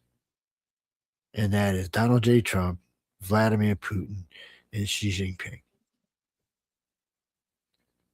Any one of the 3 of those bastards could just say, fuck it, and just launch 1,000 nuclear missiles or 2,000 nuclear missiles. Now, coming our way, we'll probably get a good bit of them shot down, but we're not going to shoot them all down. Russia and China is not even going to fare as well as we did. And it's going to be 1,500, 1,800 nuclear, 25 million megaton, 50 million megaton, kiloton. People fleeing from one city, running towards another one and blowing up in their face. I'd hate to be if you lived anywhere up on the upper East Coast. All of that's going to be devastated. From Maine all the way down to Virginia to DC, it'll be just flattened. Oh, no, they're not going to bomb California. They like California. California is like a communist country. Yeah, you're going to be like, no, Governor Newsom, no, please don't kill Governor Newsom. No, he works for us. Yeah, God, no, Yes, he works for us. Just get the dipstick out and change the oil in that hair, will you? You know, Mike, please, I was looking at that when you said that. There's 5,100 videos available on the UFO Paranormal Radio one. Mm-hmm. There it is. You know, I never thought about seeing if I could change the name. Because it should say United Public Radio, but after, the little disaster with the other page. And that was a good page. We made some good money on that page. Well, there was a lot of people there, and then poof, we were gone. Oh.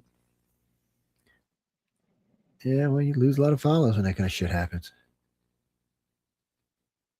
We might get back on TikTok. We'll see. I don't know. I haven't even looked to see if they get stream keys on TikTok. Well, there's gonna be all kind of new rules here. Let's just wait and see. Give it a couple months, because it's now going to be owned by these American companies, and they're going to probably do things differently. Yeah, they're going to definitely do things differently. Why would you think they wouldn't? Yeah, well, it's part of life. When we get back, there's a couple other things we got to talk about. We got to get on some of the list too. But what do you mean? My favorite planet, Earth. Why you asked me that? I mean, I haven't been anywhere else, and if I have, I surely couldn't tell you about it, could I? Yeah, I'd say the answer would be pretty much any planet I'm standing on and living on. That right now it's Earth.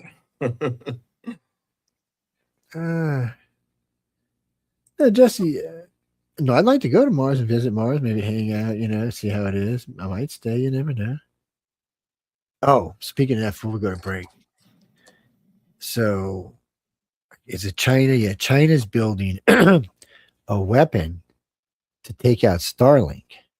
Really? It's China, What? don't do that, because now you're going to make fucking Elon arm Starlink. Why would they be that stupid? And we don't know that they're not already armed. That's true. But Elon said they don't have to be armed. You can just drop one out of orbit and let it just land in the middle of the city coming down at, what is it? Oh man, it'll be hauling ass. I'd be like doing Mach 30 or something coming in. That'd be a big, big, big crater, my friend. And all the secondary explosions from the first one, it's not something you want to see. I hope he's able to aim it right. Aim it towards the. Well, China tried to call out Trump the other day for Thor's hammer, which Thor's hammer is supposed to be a launching platform somewhere out around where our GPS satellites are stationed, that launches titanium rods to Earth, and it's just kinetic explosions, sheer force from traveling. So the titanium launches, I don't know how big the rods are, is an argument. Some say they're short and fat, like 10 feet long and 20 feet wide. Some people say they're, 30 feet long and 10 feet wide. There's just so many different variations on this. But whatever it is, most of them will tell you this, that 2 of them is enough to flatten Moscow. 2 of them, is enough to lay it to waste. With no residual radiation. No contamination, no nothing. Yep. So you ain't gonna have all those sick people afterwards. You might have several buildings and infrastructure that are destroyed and need completely being rebuilt. But basically, if you win the war, you have a city that's completely empty that you can put anybody you want into after you fix it. Well, the stats on it say 5 to 7 square miles, which is bigger than most nuclear blasts. Nuclear blasts are kind of a lie. Most of them are like 2 to 5 miles, usually about 2 to 3 miles. And then you have the secondary shock waves from the flame. And then, of course, you have the contamination waves. And those linger and go out further. But the actual blasts themselves aren't as big as people think they are. I know the first time I seen one, I was disappointed. The shock waves probably. Let me rephrase that. I wasn't disappointed in the fact that it was like, what the fuck? I was disappointed in the result. That's all I can say. Anything. Yeah, and you may have seen it if anyone's ever seen the Trinity bomb test videos. The shock wave, almost all of them were airbursts, and we did some tests underwater, we did some tests in space, we did some tests underground. But the airbursts are the most destructive because when the bomb goes, the first thing is there's a shock wave that goes out. Behind that, next thing after that is a heat wave, and anything that touches that heat wave is instantly incinerated. Instantly bursts into flames. But you can watch the videos. That's the most destructive part. That's the part that knocks down all the buildings. If it wasn't for that part, the buildings wouldn't fall down at all. They'd just be like, they would probably burn down from the nuclear fire, but they wouldn't fall over because of the concussive blast. But that concussive blast, you can see there's like it hits. I'll get this plane out of here so we're a little bit bigger. Oh wait, where are we? There it is. Stop screen. Okay. There's the one. It's the coolest one. They built real houses, and there's like, I don't know, pine trees. They're probably 200 feet tall, and when the concussion blast hits it, they all go whoosh, and they all bend, 90 degrees this way. They come back up a little bit, and then the heat blast hits them. They burst into flame, and then they go whoosh and snap over. All of them but one snaps over and burst into flame. So it's really not the nuclear part that catches you on fire. It's that ever expanding blast wave. It eventually loses energy and stops doing that kind of stuff. But anything within that 2 to 5 mile radius is instantly incinerated, meaning that you're at like 98 degrees temperature. Whoosh, now you're at 3,000 degrees. All of a sudden, you're on basically fire. just dust. Yeah, you are burnt. You're instantly burnt. Well, no, guys, we're getting to go to beta break. It's going to be probably about 8 minutes, 7 minutes, something like that. We got a Warriors pledge coming up from Ronald Reagan, and then I think we got a Star Trek. Oh, speaking of that, and we'll talk a little bit about that. Have anybody been watching the new Star Trek Academy? I have. I watched the first couple. I have to watch. I'm back. I think 2 or 3 episodes, but yeah, I think I just caught up. I think I just caught up last night. It's we'll talk about it when we get back. Anyway, well, no, we got some other news to talk about. We still got, because we like to fuck around a little bit, but we still got some other news to catch up on. Well, it wasn't really truly news for the night. It wasn't all that big. I mean, other than Bitcoin's, and Savannah Guthrie's mom being kidnapped for, what is it, going on 6 days now? What is that, Carly? A lot of people said that she maybe the daughter who's famous did it. Yeah, but, that's neither here nor now. Let's just wait and see and pray and hope that they find this old lady alive. I'm kind of with Jay at this point, though. And if there's much blood, and that's another point. If she's on blood thinners and she split something, she'd probably bled out. So, I don't know, Jack. I've been on blood spinner. No, when I got that stent put in my heart, God, like 16 years ago, it was they put me on blood thinners, and I do construction. And I was out there with the boys one day, and I don't know what I did, man. I just caught the side of my finger, and that son of a bitch wouldn't stop bleeding. I had to go wrap it. I thought I was going to have to get a damn stitch in. Yeah, because usually we just put these things on these compression bandages and go on about whatever we're doing. Mm-hmm. You'd be surprised. There's a couple of times we done it. People should have been getting stitches and shit. They put little butterfly stitches on them and stuff. I've seen those compression bandages from construction sites. It's a wadded up ball of toilet paper and about 5 yards of electrical tape. It's pretty much what it is, too, man. It's electrical tape is nice and stretchy. You can pull it and make it straight, nice and tight. But anyway, we're gonna. I do have the darkest hour church. It's probably a little much for tonight, but well, this is Ronald Reagan.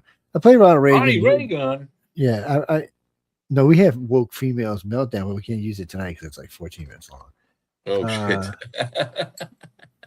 It's and by the end of it, we'll probably have been laughed out and have to take a break, go get a snack and shit. Get us at least a 5-minute preview, at least, sir. It's but anyway, it might be one of them third-party things too. So see, I'm leery now with these third-party things. Yeah.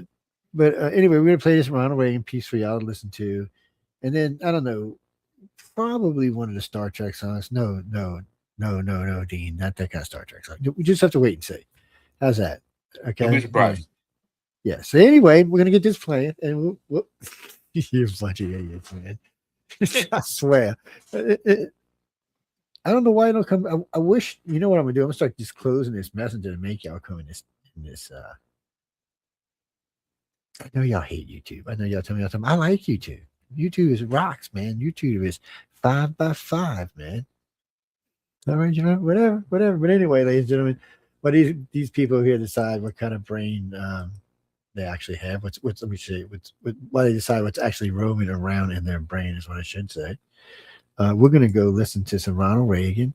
It's some inspirational Ronald Reagan. every now and then I like to play something inspirational. Oh, you want to talk? No, The Art of War. Have you read the whole thing? I did when I was in the Navy, and I frankly don't even remember a third of it. It makes one of the a lot most of famous sense. things within his text is the enemy of my enemy is my friend. Yes. But there's a lot of brilliant stuff in there. I mean, in all fairness, some of it I would consider common sense, but maybe not so. Over the years in life, I think some things are common sense, and later on I find out, well, you know what? These people didn't really think about these. Why not? When you finally realize common sense is not entirely common, that's when everything starts to click. Or like when I'm saying something about our government, or I'm saying something our government should be doing because this, and this is going to happen, and the government does it anyway, and this, and this happens. I'm thinking, how can someone as dumb as me figure this out, and all these brilliant intellectual people can't? That's exactly what they expect, is they want all the dumb people to not see it. It just makes you wonder, people. Anyway, we're gonna get this going off. We'll be back. Well, you think about it, it's brilliant. You make all the dumb people think that 2 or 3 or 4 or 5 smart people who are saying all the stuff, the weird stuff, their conspiracy stuff, makes them look like a lunatic when they're actually spewing the truth. Viva la Ronald Reagan. We'll see you in a few minutes, guys. Beep. If we look to the answer as to why for so many years we achieved so much, prospered as no other people on earth. I mean, we were bad. It was because here in... What the hell? All right, what happened?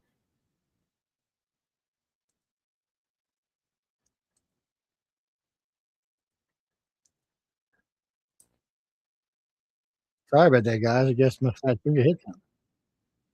So much, prospered as no other people on earth. It was because here in this land, we unleashed the energy and individual genius of man to a greater extent than has ever been done before. Freedom and the dignity of the individual have been more available and assured here than in any other place on earth. The price for this freedom at times has been high, but we have never been unwilling to pay that price. Those who say that we're in a time when there are no heroes, they just don't know where to look. The sloping hills of Arlington National Cemetery, with its row upon row of simple white markers bearing crosses or stars of David, they add up to only a tiny fraction of the price that has been paid for our freedom. Each one of those markers is a monument to the kind of hero I spoke of earlier. Their lives ended in places called Belleau Wood, the Argonne, Omaha Beach, Salerno, and halfway around the world on Guadalcanal, Tarawa, Pork Chop Hill, the Chosin Reservoir, and in 100 rice paddies and jungles of a place called Vietnam. Under one such marker lies a young man, Martin Treptow, who left his job in a small-town barber shop in 1917 to go to France with the famed Rainbow Division. There on the Western Front, he was killed trying to carry a message between battalions under heavy artillery fire. We're told that on his body was found a diary. On the flyleaf, under the heading, My Pledge, he had written these words: America must win this war. Therefore I will work, I will save, I will sacrifice, I will endure. I will fight cheerfully and do my utmost as if the issue of the whole struggle depended on me alone. We must realize that no arsenal or no weapon in the arsenals of the world is so formidable as the will and moral courage of free men and women. It is a weapon our adversaries in today's world do not have. It is a weapon that we as Americans do have. Let that be understood by those who practice terrorism and prey upon their neighbors. As for the enemies of freedom, those who are potential adversaries, they will be reminded that peace is the highest aspiration of the American people. We will negotiate for it, sacrifice for it. We will not surrender for it now or ever. We are Americans.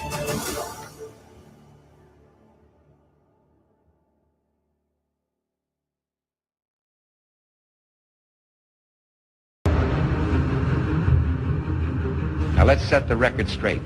There's no argument over the choice between peace and war, but there's only one guarantee. Hi, and welcome everyone to Ethereal Encounters Unveiled. Today we are broadcasting live on the United Public Radio Network and the UFO Paranormal Radio Network, 105.3 on the Gulf Coast and 107.7 FM in beautiful New Orleans.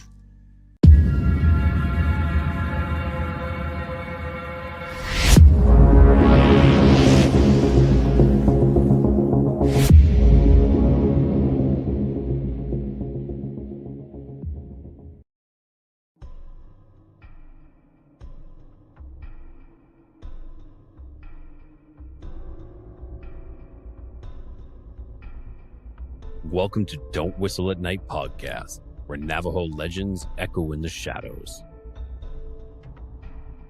Darren and Dawn will guide you through the sacred fire of Native storytelling, where the old stories breathe, the unknown walks among us, and voices, long hidden, rise to be heard. And remember, don't whistle at night.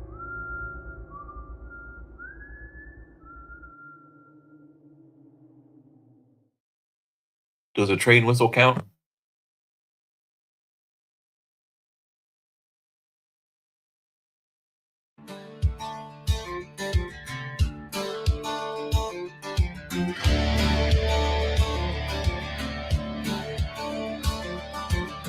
Captain Kirk in a wife-beater shirt, beer in hand and mud on his boots, hollering loud about the warp drive broke. Y'all were stuck in this galactic hooch. Spikes on the porch, here sharp as knives, sipping sweet tea, calculating life. Says Jim, that ain't logical, you're just drunk. But Kirk hollers back, Spock, hold my skunk. Beam me up, Bubba, this trailer's on fire. Scotty's grilling hot dogs with the plasma wire. We're boldly going where no redneck's gone, in a double wide spaceship with a rebel song.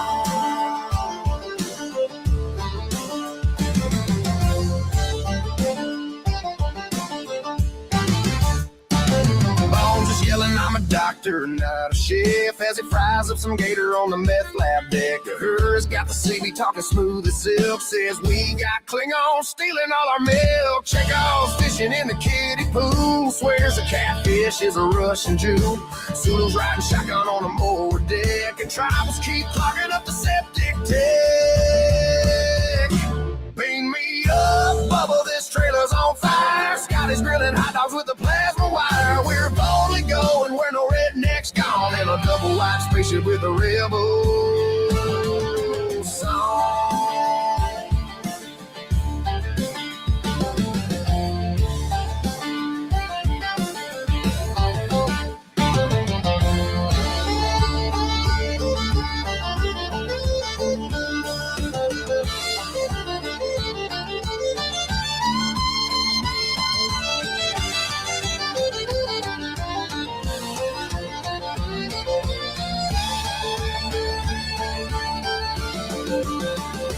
Bring me up, Bubba, this trailer's on fire. Scotty's grilling hot dogs with a plasma wire. We're boldly going where no redneck's gone, in a double wide spaceship with a rebel song.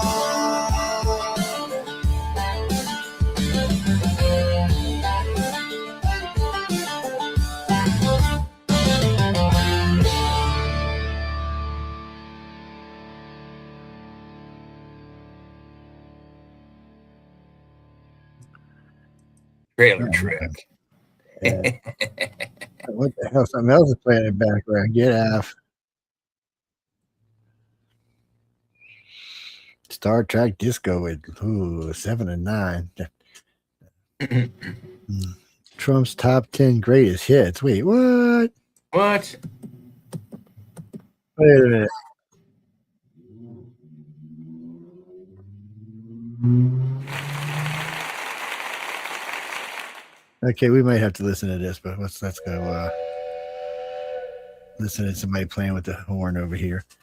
You know what they say. You know what they say. Don't play with the horn unless you're what? Well, no, that was a train whistle. They say don't whistle at night, and I said, does a train whistle count? Yeah, I guess it's a whistle. I don't know. Actually, James, I have a train that doesn't pass all that far from my house. It's the way this house instantly, you really don't hear it, but every now and then. So during COVID, you could feel it because it was pulling such large loads that you could actually feel it pushing the ground. My house is raised, so you can actually feel it. Somebody slap Jay. We're gonna take the buttons away from it. we're gonna revoke his studio privileges. Oh no, they added all kind of new shit. They're adding stuff all over the place. Yeah, they well, they got that. They added music. They had a couple other things. They added little sayings. They added things. They're just stuff. To be honest, I think the only thing, honestly, that improved during COVID was Amazon's delivery times. I honestly think that's really the only thing that actually improved. Oh, and if you owned a paper company, like your company made like paper towels, napkins, toilet paper, facial tissues, that kind of thing, you guys made bank in COVID. So I'm confused. Why haven't we got to sue over COVID yet? I don't know. I mean, as a world, we should be able to sue China, right? I mean, this is their blunder any way it goes. Now it's looking pretty good that it didn't come from no rodent. So we should make each of make each of their citizens pay each of our citizens $1,000. That'd be fun. It's well, Jimmy, you think how much money people lost during COVID? Yeah, but what kind of penalty are you going to get from China? Are they going to be able to pay any penalty? I mean, think about the billions of dollars we lost. I say that they have to pay $2 trillion. Jesus. Over the next 10 years. And they need to pay the penalty because, if you can't. They let the cat out of the bag. Yeah, I mean, you have to learn a lesson or you'll just do it again. Yeah, it'll send them back another 20 years and where they're going, but hell, it'll be good. No, I don't think that's going. I don't think that's going to change anything though, because I think China, the way they are with technology, they're like a little kid that wants to grow up and get his hands on his first beer or get his hands on his first motorcycle or whatever. They can't wait. They don't have the necessary emotional constraint to respect the technology that they're in possession of right now. And yet they're rushing to get it. And now they've got allegedly a 6th-gen fighter that's operated by mental transmissions from your brain to your helmet, to your plane, to your missile, to the rudder, to, turn left, turn right, go up, shoot, fire, etc. How long did it take us to get that technology? That plane was in technological research for at least 40 years, and China gets one in 10. Well, that's just bad karma there. The F-22 was really the first place we ever used it. And, right, and it was in technological research for at least 40 years before it even came out to the public. Oh, Jane, it's depending on the F-22. I'd have to ask how old it is, but it's at least 20 years old. It's and you figure 20 years of DARPA development plus other things that went on. The Lockheed Martin Boeing F-22 Raptor is an American twin-engine jet-powered all-weather supersonic stealth fighter aircraft. When was it developing began? Development began in 1996.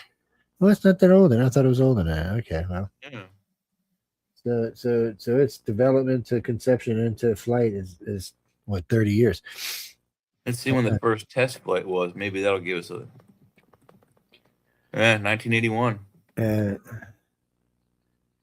That's when they first. That's when it was first requested. It started in 1981. The project. Yeah, so they look at things they need, and then they put them out there, and then they start feeling out to different companies to see which one, who can maybe pull this off or not pull this off. And then those companies say what they can do and what they can add or what they cannot add. Well, here's the funny thing about that time frame of its development. At the same time, us idiot UFO researchers were running around chasing things like the TR-3B and the F-117 stealth fighter. And the F-117 stealth fighter came out many years later, 1989, 92, 93 that it came out. Anyway, we were chasing these, well, at least some of the UFO researchers were chasing these things thinking they were UFOs. They were actual alien craft. And I kept saying, they're probably not because we're seeing them so often and so frequently. I would love to think that they are, but my guess is they're probably not. And it turns out that they're not. Well, but I used to tell people this before. I've been telling people this for 45, 50 years. So you can see the advantage of the UFO advantage of us chasing those other two planes. No one knew about the F-7, the F-22 until 1996, 1997. That's a good program right there. That's a good stealth program right there. You can deflect the public's view with two other planes, and they think it's a UFO, while the one you really want is the one you're really working on in the background. I don't know. I know China gets too much of our technology. Of course, it all looks. I mean, Russia too. Russia's space shuttles, Russia's new fighters. Well, in Russia, they all look like our old stuff. I don't want to hate on Russia because Russia built some of the best jets on the planet's ever seen. So yes, I mean, the Sukhoi are pretty good. Now they used to build good tanks. They can't build good tanks anymore, so we're just going to take that away from them. They've always built good helicopters. Sikorsky's a great. Their fifth generation planes are good plane, but can they build them? How many can they get? By the time they even get enough on the ground to do anything, we'll be shit-headed to seventh. Jack, a seventh generation is going to definitely be a space plane. We're going to want to be able to go into the atmosphere and out of the atmosphere for maximum. I don't know if they're going to call it a space plane so much as a multi-atmosphere plane. It'll be an object that it'll be a new multi-role plane is what it'll be. Yeah, there you go. It'll be able to travel in and out of water, air, and space. Multimedia transmission. Well, it's not as hard as you think, Jimmy. If you have a plane that can go into space, it's already watertight. It just depends on how you're going to propel it, what kind of pressures you're talking about. It's vice versa. If it can go into water, it can go into outer space more than likely. Actually, if it can go in the water, it's probably better to go for going out in space because it'll be stronger. The pressures between space and the depths of our ocean, some places are greatly exaggerated. Well, I think the pressure in outer space remains at a relative average constant. Pretty whereas the ocean, the further down you go, the more it gets. So but they're not going to be designed to be deep sea diving. They'll be designed to go 1,000 feet, 800 feet, which right today is pretty deep. What people always say, George Toads could go to the bottom of the oceans. Not our subs. Not all of them. Well, yes, they can. They can go. They're not coming back up, but they can go down. Yeah, Jay's right because they'll be going. All of a sudden, you'll be listening. They'll go. All of our subs, including our most recent highly advanced stealth submarines, which have rail guns upon them, they have a crush depth that's probably in greater than I would say 5,000 feet. Jimmy, Russian subs can dive deeper than ours can. It doesn't matter. Because sooner or later, they got to come up from that depth. Yes. And to be honest with you, most Wolf class can just shadow them from above and just shoot down at them. And they're carrying more pressure. They'll just keep shooting. They'll either lay out their own depth charges or they'll just shoot the torpedo straight down at them. Well, today we have these concussion torpedoes. So they don't really explode in the way you think they do. They like a depth charge. So they shoot them underneath a ship, and it creates this concussion, and it breaks the ship in half. Instead, it like makes a bubble or a wave, and it pushes the ship up high enough that the ship's frame breaks, and when it comes back down, it sucks it down, pulls it, and it snaps the ship in two. It's the same idea as a depth charge. A barrel it is. It's just sent over the side, and the concussive blast was designed to crack the side of the submarine. Yeah, these seem to be much more intense than any depth charge I've ever seen, though. But depth charge it's a bigger payload. I mean, But sometimes it don't have to be as badass because, frankly, the ships are under pressure already. Yeah. And think about it, 55 gallons of high explosive. I mean, that's a pretty huge. That's a big firecracker. The closer to get, the more damage they'll cause, and then if a ship's running silent, sooner or later, they'll have to get up and go before it gets wiped out. Sometimes you'll get lucky and they'll pass over and they'll explode above you on the side of you. I've been on 2, but I've never been in any one driving or going anywhere or combat, anything like that. Electronics work. That's all I was doing, fixing stuff. I had a high enough clearance I could go on board. That's all. No, it was minor shit. You just didn't have a tech on board at the time. No, the guy tried to recruit me. I was like, fuck you. I like to breathe. He's like, what do you mean? I said, I like to go, oh, you smell that? He's like laughing. I was like, oh, man. I mean, the ship didn't smell bad or anything, but geez, they're okay. Subs are bigger than you think they are, but at the same time, they're smaller than you think they are. Yeah, you can't be taller than 5'9" in most cases. Yeah, you know, when Jay says that, they didn't even lift that requirement on ships until the new carriers. Yes, because all my friends when I was in boot camp, anybody that was 6 foot or over, their feet was hanging off the edge of the bed. No, literally, we're hanging off the edge of the bunks. Well, and also the portholes to go from one bulkhead through one bulkhead to another. It was the portals were smaller. They may have made them bigger, but most of the Still openings, all the subs and way back, they were like normal sized doors in a house. They were smaller because they needed the space. Well, so Jimmy, they do the hatches round and for pressure.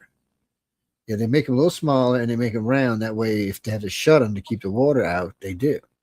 That's one of the reasons submarines can stay afloat longer, because they have so many compartments. As long as you're locking them down and the rest of the ship's still full of air, you're not going anywhere. You can still launch shits and everything.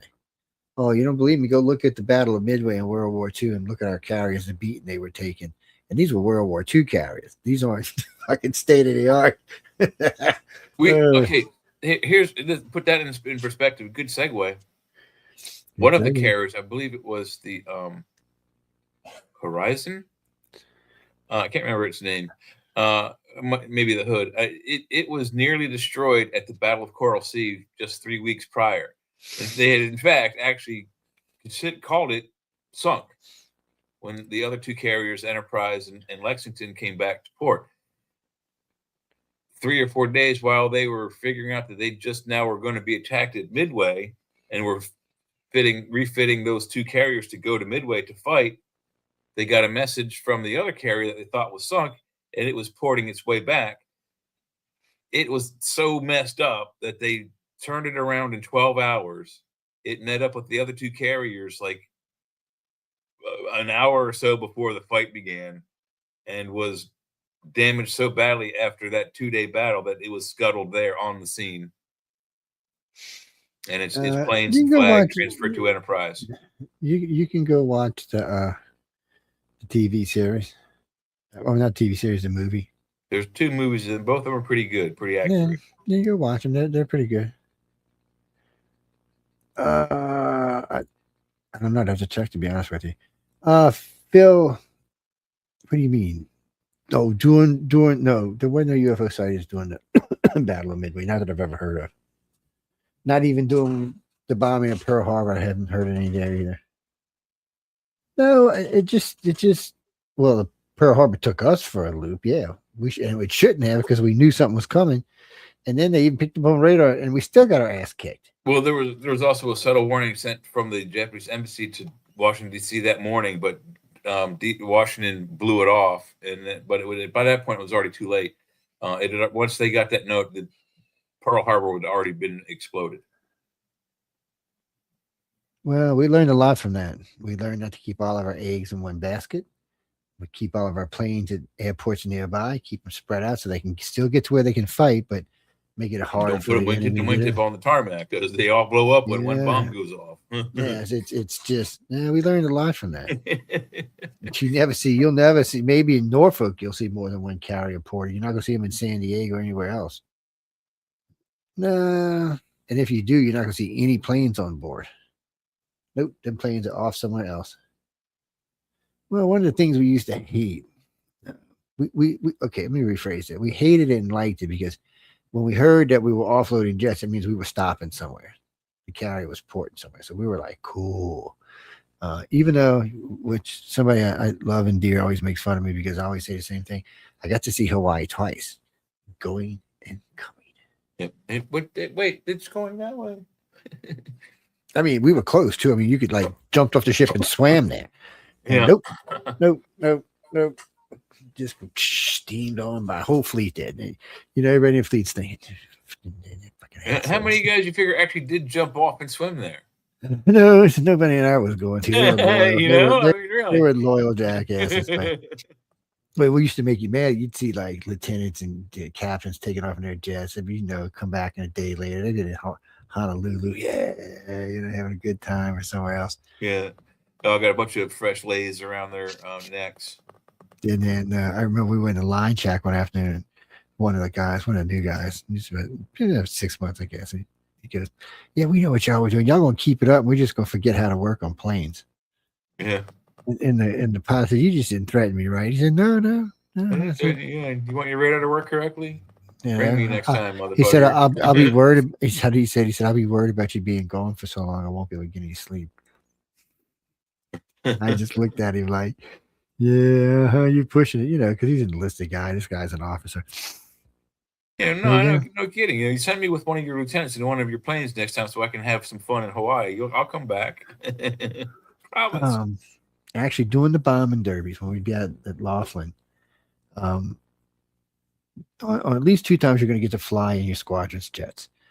Sometimes when you're going and coming from carrier duty. Now, I was part of the River Rattlers, which was an A-72 Corsair group. A bombing group is what they were.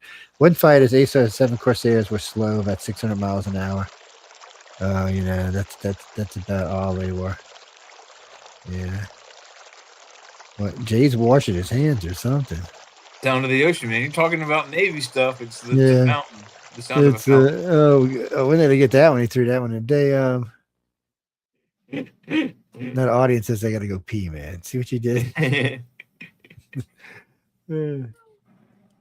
No, it's carrier duty is fun. It's just long days, long hours. But they give you lots of time off, and if you do, if you're out for 6 months or 9 months, and you do hit a port, a lot of times they'll port for a month. Lobster every Friday night. If you're in the States and they port, you can be up to 6 months. If it's in a foreign port, the most you're going to ever see is 30 days, and they don't like to keep big ships around that long. Oh, the crews love it because you're running a skeleton crew. Always enough, though, if you had to go into combat, you could. That was the rule. They weren't any jets on board. They were usually parked in, we had allies, so they would be parked in allied countries or in cities, places that we knew were safe, allied bases, stuff like that, where our allies could go, son of a bitch, no wonder you kick everybody's ass. Look at this thing. I can't remember his name. I want to call him Admiral Cucci, but Japan's had, I don't want to call them defections, because these were admirals and a couple of generals who served in China, who now live in Great Britain. Every now and then you'll hear about one of them dies of a sudden heart attack or something, but they talk shit about Ping all the time. They're actually, what it is they were from the former. They were like at the very tail end of the former, so they were young then and started getting older under Shi. He said he talks a good talk. He said, but the military is not near as think it is. He said it's very fragile. He said, I told him one afternoon at one of the meetings, he said, America's basically been at war for the last 100 years. He said their equipment is tried and true and challenged and it can be reused. He said there are leaders all over the place. He said their troops are not going to hesitate. They're just going to kill us. He said our troops are going to be standing there dying by the millions because we're scared to pull the trigger. Well, no, Dean, it's not what you think. So when you're looking at a person in the eyes, if you've never killed anybody, you're going to hesitate. Unless you're just sheer lucky, and that hesitation will. That's why they said in Vietnam the average for a newbie on the front line was about 15 seconds, because they would hesitate and get killed. it's different for country kids because a lot of them grew up killing things like deers and rabbits and stuff. So there probably wouldn't have been as much hesitation. They would have probably just did it because there was a thing to do and then thought about it later on.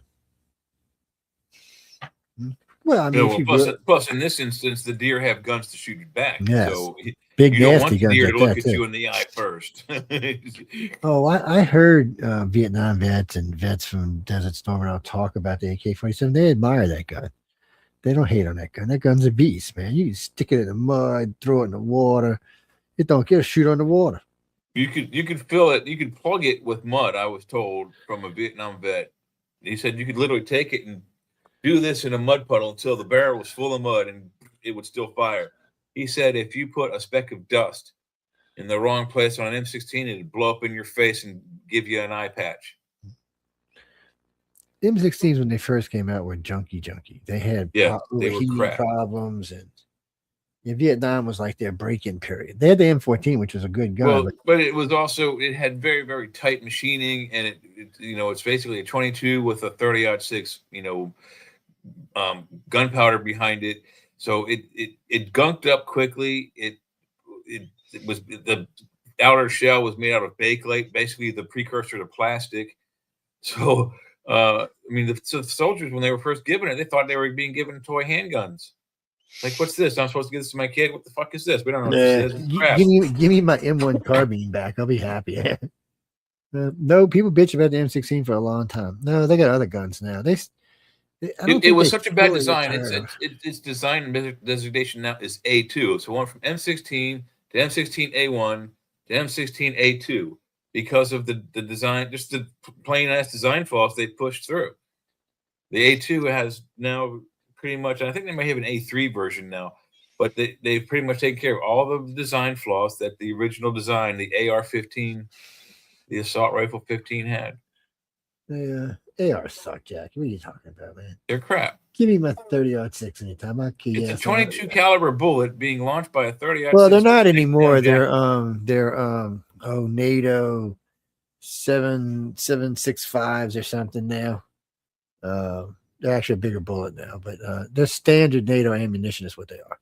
Are you talking about the FN round, the 5.7 by I don't 28? know. It might be. Anyway, NATO's got like 5 standard rounds for different types of guns that are interchangeable, actually, in 2 of the guns. And that's what they were started using. Well, mainly because it's NATO ammunition and you can get it worldwide, whereas American ammunition would have to be shipped in from America. I know for a fact 2 of those ammunitions, one of them is the FN Fabrique Nationale caliber 5.7 by 28 millimeter. That's the one that you can see in the P90, and they have handguns. They have a really good shotgun system too. But they have that one. They also have 5.53, which is the M16. And if you have I had a mini ranch rifle that could shoot 5.53 and 2.23. So those are very similar. It's like similar between 357 and 38 caliber. Very cool gun. Dean, but 30-06, I'd kill you at a half mile. You wouldn't even know. Poof, you wouldn't even hit a bullet. You'd be dead. Yep. And if I wanted to, I'd put it on fully automatic and pop out 100 rounds out of it. Yeah, well, they were originally designed to be sniper rifles, and they're good sniper rifles, but they're not like whatchamacallit. They're not good for. You can shoot a mile with them, but you really got to know your shit. Whereas some of the newer rifles, you can shoot a mile. It's easy. It's an easy shot. 2 miles is a challenging shot. Yeah. And I think the Canadian holds a record right now. This American guy was trying to get it back. Oh, these are live kill shots. Yes, these are the whole thing's, they're watching the whole thing. You see the whole kill. And you see the meter and how far everything is, the whole 9 yards. He was actually over 2 miles when he killed that guy. Did you see him? This guy just kind of stood there for a second and just flopped on the ground. Well, there's been a big push to allow for us humans to see some of these things that go on, like these exploding boats and, not just a piece of the whole thing with a guy just screaming on flames, jumping out the boat and shit. Yeah, nobody wants us to see that. I'm sure Trump don't want us to. I haven't seen anything on Trump and Epstein files. Nothing of credibility has come out on this new thing. Oh, I seen they tried to pull some shit with stuff that where they got complaints with no yeah, no, there was nobody said who they were or didn't leave any phone number, didn't give any names. Anonymous complaints, you can't use that. Anonymous whistleblowers, that's useless. Yeah, because I could just walk up and you say, I've seen Barack Obama doing her in the butt. Yeah. If it's my word against his, then isn't it? No, if you can't do that, it's bullshit. Yeah, the liberals think they can, but that shit's all changing. No. It's just time for change on our planet. You heard the song earlier, "Fuck the Woke." Yes. I mean, it's what it is. I mean, you can't keep going on the way we're going and expect us to survive. Because think about it, there's no treaties with China. China's already building nukes. They probably got 1,100 nukes by now. They're going to keep building them. Our final treaty ends with Russia this week. Our last treaty to keep from building nukes ends this week. So we're going to probably start building nukes again. In 5 years, there'll be 45,000 nukes on the planet. You don't think somebody's not going to use one of them? Fuck. Somebody will sell one or steal one to some country, and motherfuckers will go blow up Israel somewhere, and World War fucking end of the world will be coming.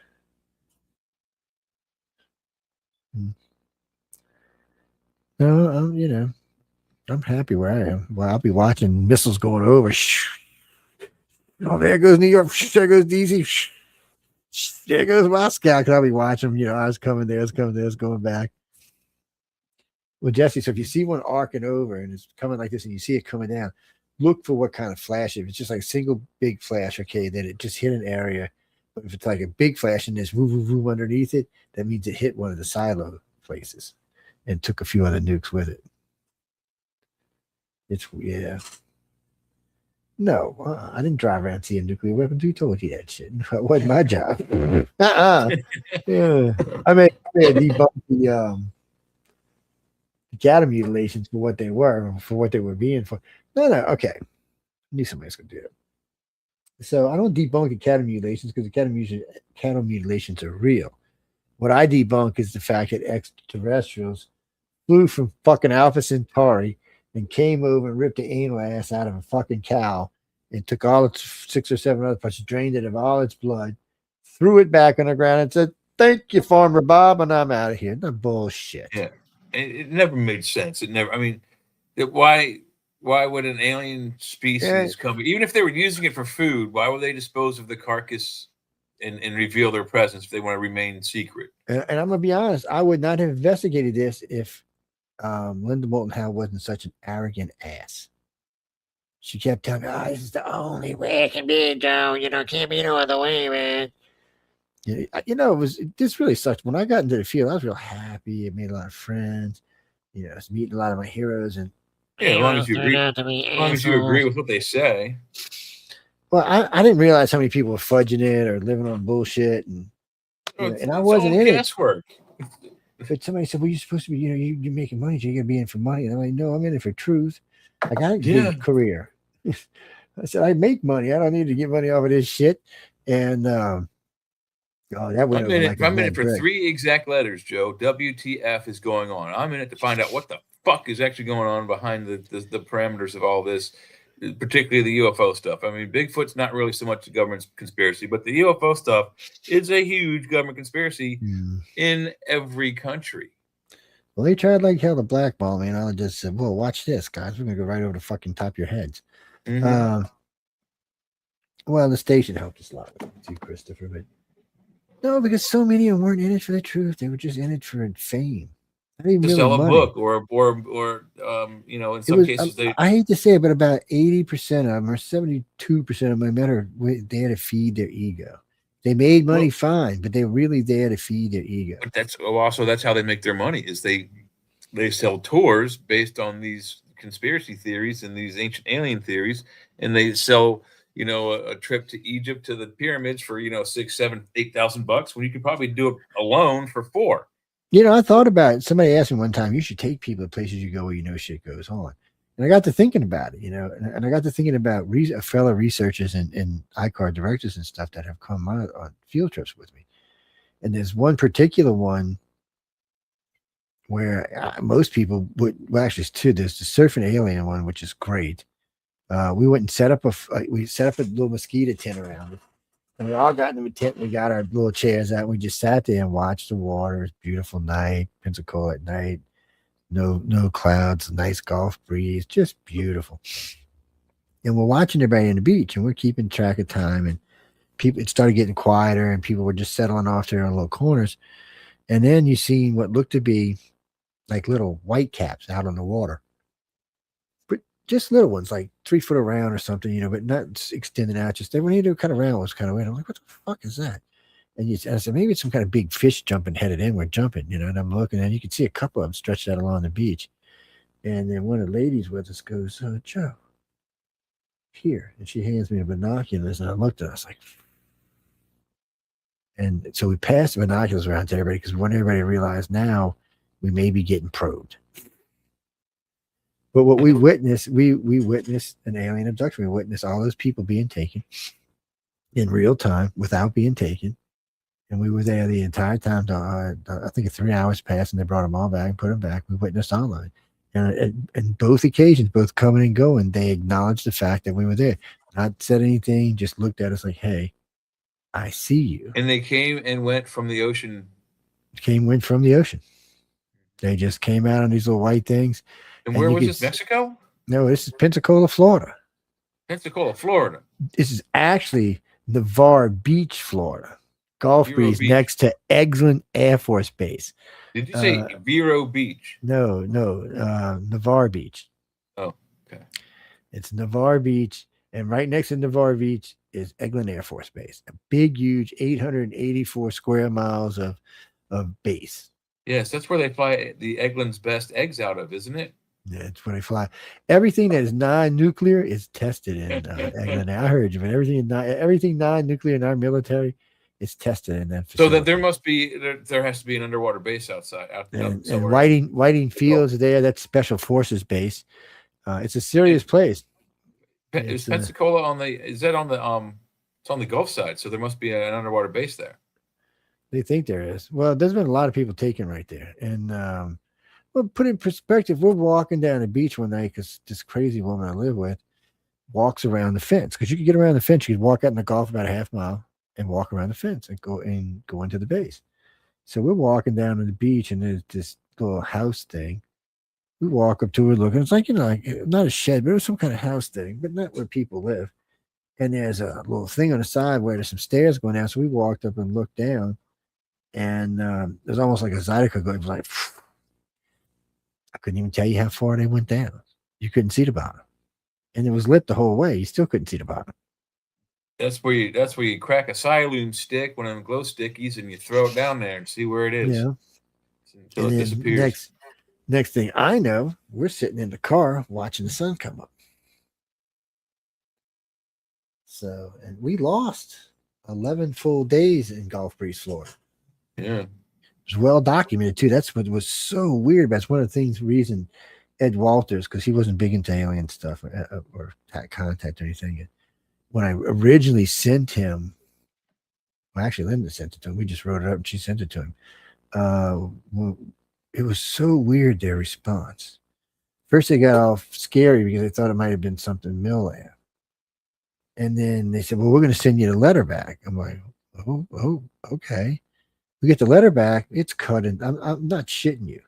In 800 pieces, some little tiny little pieces. And somebody took the time to put it back together and scotch taped it front and back. And you could tell that had been done for a little while because the tape was starting to get that kind of yellowish color to it. Oh, the whole thing was just weird. And then we had a meeting with them. We talked with them because we were doing research for them. And I had formed a little group where we had found about 5,000 contactees worldwide. We did a study on them through MUFON, which was a joke in itself. But anyway, it helped us to get ICAR started. Still, all of it, everything over there was always surreal. Dealing with them and the ETs like in Pensacola, it was just, were they actually extraterrestrials? Was it just government shit where they're giving you some drugs to believe some stuff? Because there have been military abductions in Gulf Breeze and Destin and another thing, we're out there one night. So we'd been doing a stakeout basically. So we noticed piece of beach between Pensacola and Gulf Breeze, and it's a piece of island. What's a piece of shore where there's nothing on it.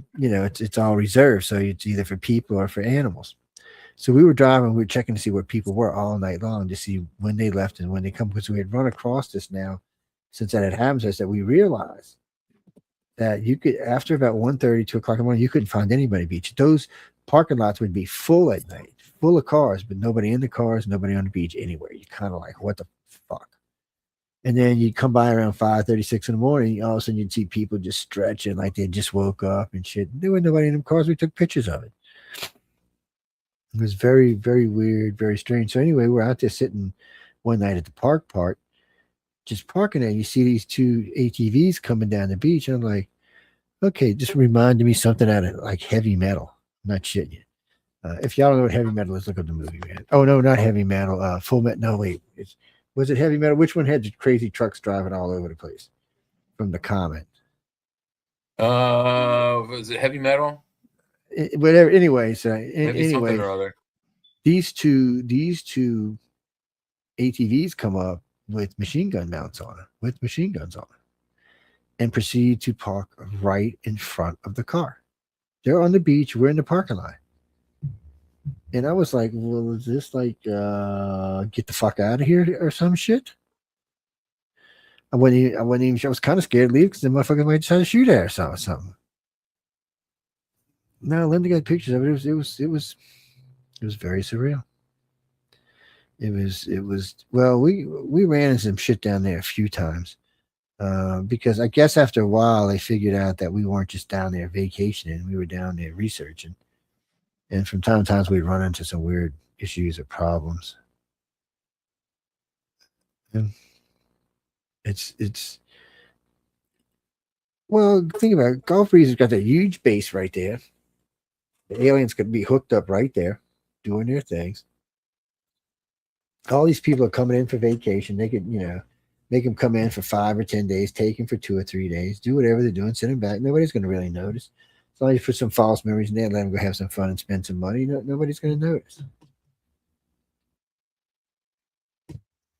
It's just a good place to do it. And everybody likes Pensacola. It's a pretty place down there. Beautiful nights, beautiful days.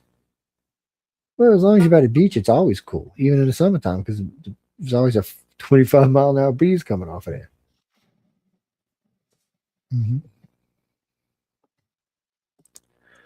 Oh, you know what? Let me go get that and see. I had actually wait. Who was this? I was going to play this guy. Who was this? Oh, funniest. We'll have to play this in the future. Funniest president in American history. Funniest American president in history? So far, I'd have to say it's Trump. He's getting laughs all the time. Cell phone. Okay. No, we out of here, dude. We can't be doing next. We got to get out of here soon. But wait, that wasn't what I was looking for. Though. See what happens? You get sidetracked. Wait, what do you mean?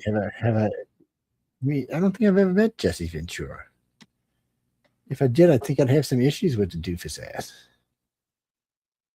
No, he's gotten a little weird in the last couple of years. Yeah, I don't know. Maybe I'm getting confused with somebody else. But big, ugly, goofy wrestler was a mayor or something, governor or something. I'm just saying, and it's kind of weird. I haven't heard anything from Drake, and I'm sure he's got new stuff out there, but I personally haven't heard anything from him in a while. It just doesn't come across my pages for some reason. Well, on regular radio, you can't be cursing and stuff because they don't allow that shit. They throw you off and find you big money and stuff. Oh no, you can on podcasts. You most certainly can say whatever the hell you want. Just YouTube might get offended sometimes, or Facebook might get offended sometimes, but Rumble's not, and most other places aren't either. Because a lot of them are carrying overall protection for their,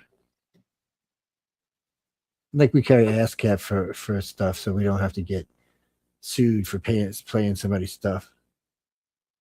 Well, we do. We use all kind of material. Yeah, you hear. I mean, you heard tonight there was at least 6 or 7 pieces. Yeah. I thought about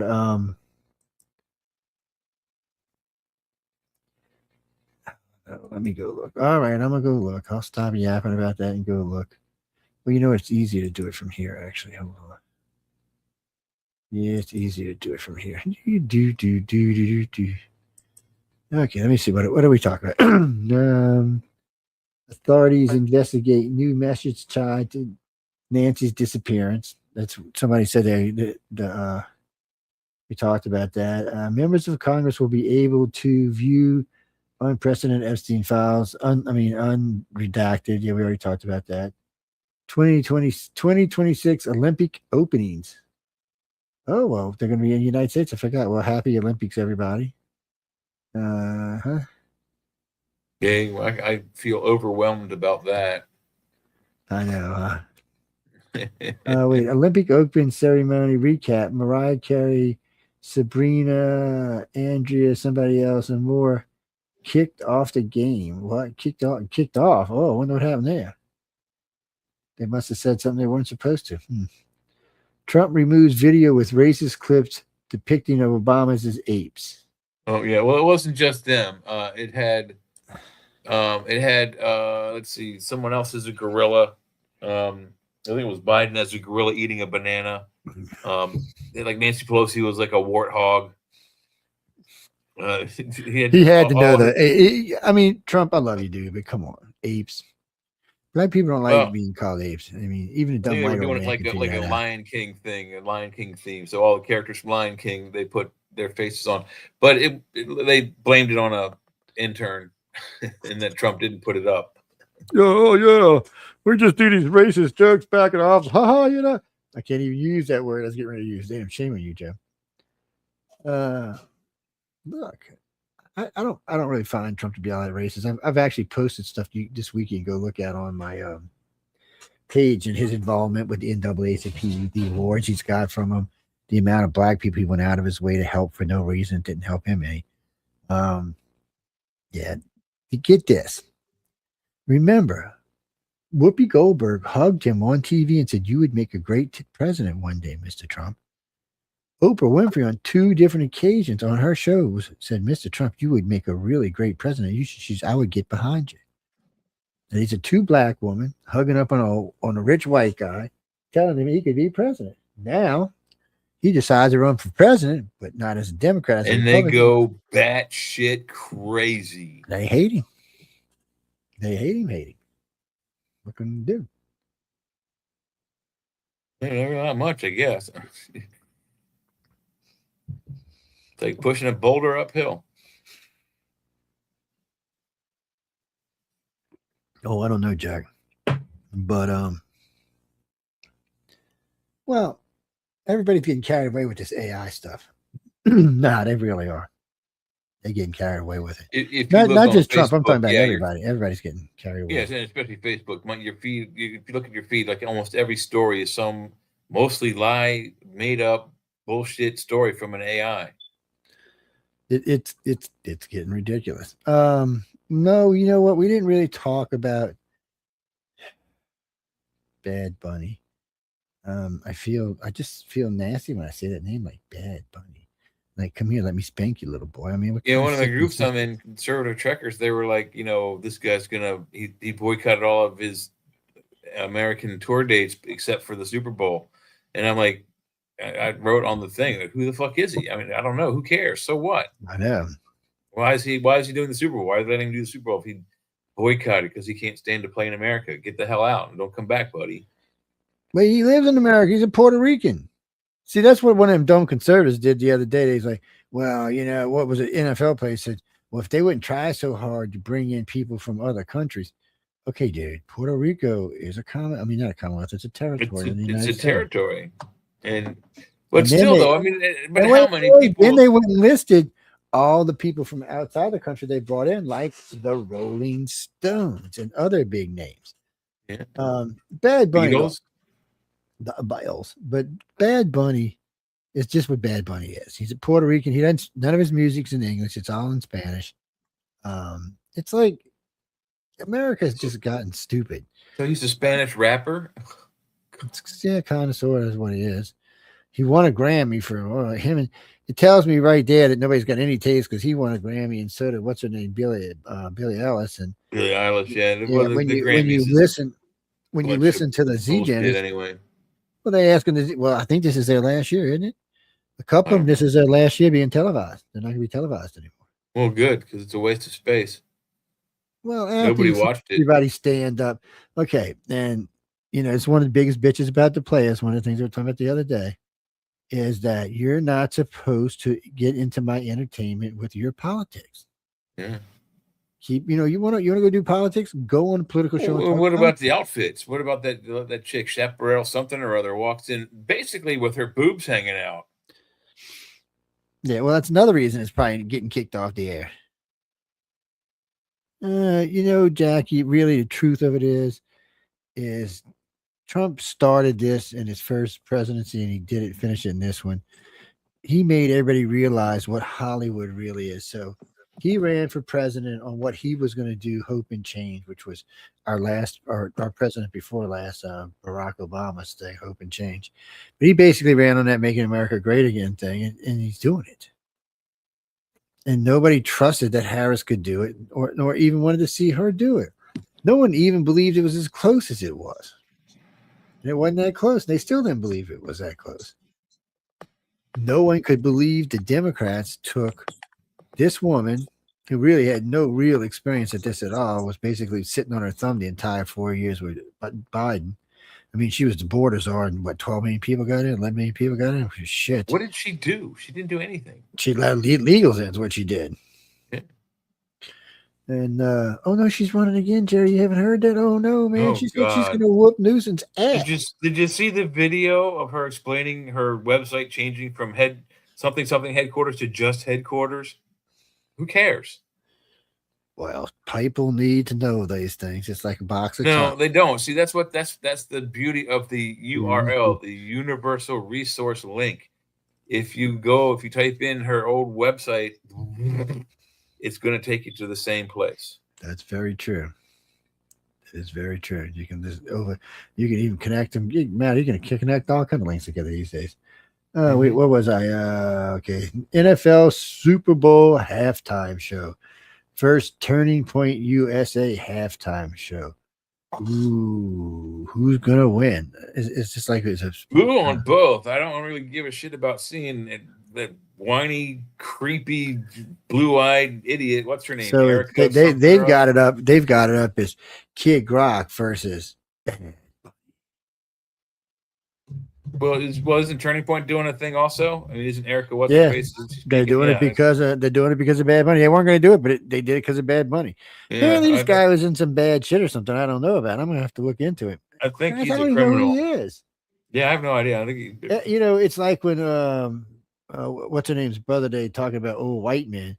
Old white men don't even know who these people are. No idea who Bad Bunny is, and I really don't care. Bad Bunny. Who the fuck is Bad Bunny?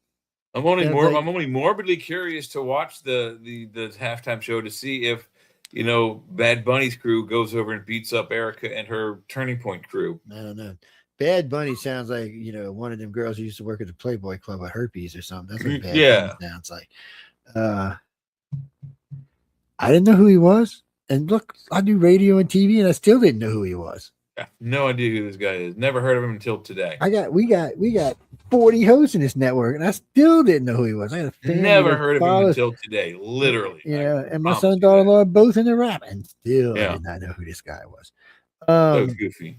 So have you seen the picture of him? I mean, Jesus Christ! Who would give this guy a Grammy in the first place? He looks like a homeless fella. But then you hear, you know, Billy's brother come out and say that shit about old white man. And I'm thinking, again, no old white man knew who this person was, nor cared.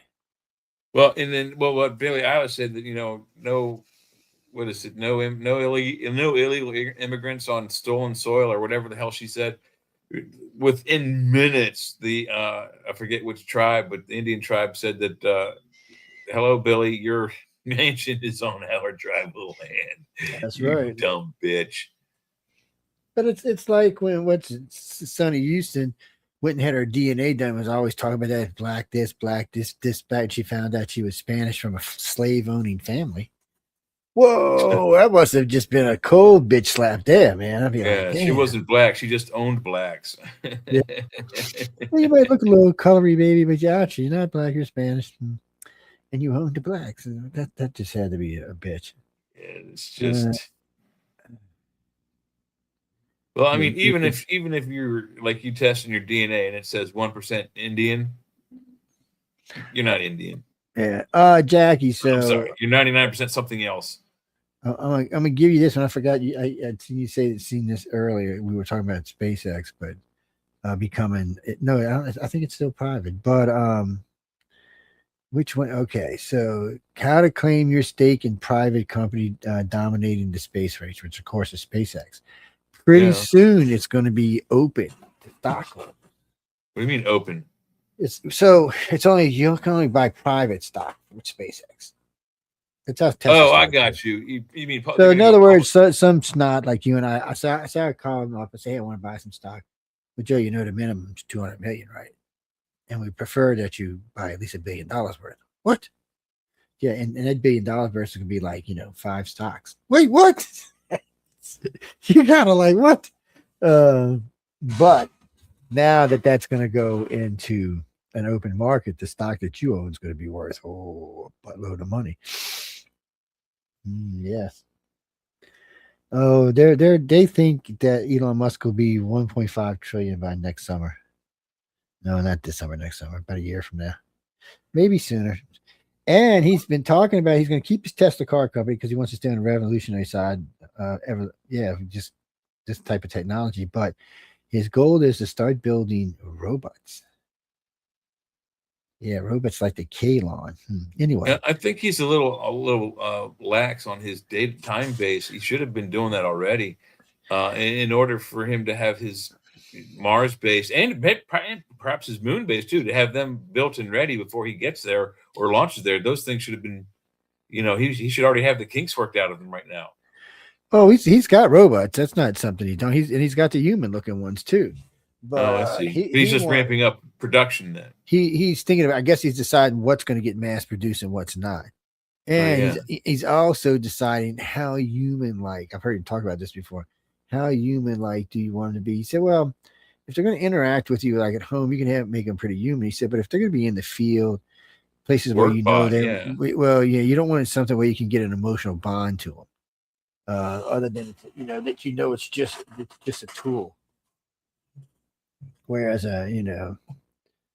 Jesse, they're gonna give him 5 years, you'll be able to get your AI girlfriend. I mean, you can get one online now, but you'll be able to get one on your house. You'll be able to start a thing with her online and then have her transferred into your bot when it comes to your house. Yes. Oh, hi, Sarah Jane. It's so nice to have you in the sort of flesh. Yes, it's wonderful. Oh, Master, you know what? We decided to rebel. I'm going to crush your skull now. Sorry. That's why I said your skull. That was. So people, you need to go find out who the Kalon are. That was Seth Meyers. Seth somebody's shot at his own little Star Trek show. It's called Orville. Oh yeah, Orville. Seth. Yeah, it's Seth MacFarlane. Yeah. No. Yeah, you're right. That's who it is. It's like 4 Seths. I always get them confused. Well, there's one less because one of them got killed, but. And there's the one that makes the Spawn toys. His name is also McFarlane, but it's McFarlane versus McFarland or whatever. I don't know. Jeffrey Epstein, Sarah Ferguson, and Beatrice. So I guess he asked Sarah Ferguson if Beatrice and Eugene could come hang out on the island. or if they could give him a Buckingham Palace tour. Really? I don't trust that Justin. He'd be trying to get some poontang. Poontang is chocolate pudding, people. So you people get your dirty minds out of here, man. Yes, I see how y'all are. Let's see. I was listening today. Just says when you get a lot of money. So when they moved to England, Portia and Ellen, they flew their horses to their farm in England. What? Yes, first class. I hear. They flew them instead of on a boat. Put them over and flew them over because they didn't want to be that long away from them. I guess if you have that much money, you can do stupid shit like that. Well, they bought a $27 million mansion over there, a farm. And they said they had all kind of things on it. They said they even had sheep, but they only had them for like 2 weeks and they got rid of them. So it must have been a problem with the sheep. But anyway, they put it back up for sale. Yeah, they put it back up for sale because right now they're buying a place in Montano, California. That's where they like to go hang out this time of year, I hear. And, so they're coming back to America. They're coming back to America. I think they're already back. And then, but they're going to keep the place in. They're going to keep the place in England. They keep the place in England because so many people gave them so much shit about. Oh, you couldn't even make it a year. Yeah, you made all that fuss and fuss. And you couldn't even make it a year. Oh, you know what, Ellen? We're all still here. Shit, look at this. Ha ha ha. Yeah, the country didn't turn to shit like you said it was. She's an idiot. Where the hell was I? Oversight GOP. Oh, wait, is that the one I wanted to read? Let me make sure. House Oversight GOP rejects Hillary Clinton's demand for public Epstein hearing. No one is buying their claims. Yeah. What? Yes. So Hillary, you're. I don't know. You guys might actually be in trouble. If they don't do it, they're going to jail. And let's see. Florida Governor Ron DeSantis says undocumented immigrants should not drive in Florida after deadly truck crash. I think he's going to get some kind of thing going to keep that from happening. Department announces. Man, look at this shit. Department announces arrest of a suspect in Benghazi attack. People, Hillary Clinton was in charge back then. That's how long ago this was. That means it's before when she ran against Trump. I know. Oh, this one I was talking about earlier. Defense experts say U.S. war with Iran would be one of the 1,000 times worse than Iraq. Bullshit. For them, maybe not for us. Yeah. I think, have they been watching what's been going on over there? I mean, Israel's already been pummeling their asses. Don't we have 2 aircraft carriers surrounding that area? Maybe 3? I mean, we flew in B-1 bombers from outside the planet with that unchallenged. Don't. Yeah. Don't go there, Israel. And they had to refuel twice to get there. Think about that, people. They had to slow down, get underneath another airplane, and fill up twice on the way to blow up Iran's nuclear facilities. Which, by the way, there's some new activity there, as if they're trying to reinforce it from external attack. They better watch out because they patrol that pretty regularly. A 60-meter asteroid is headed for the moon. What will happen to Earth?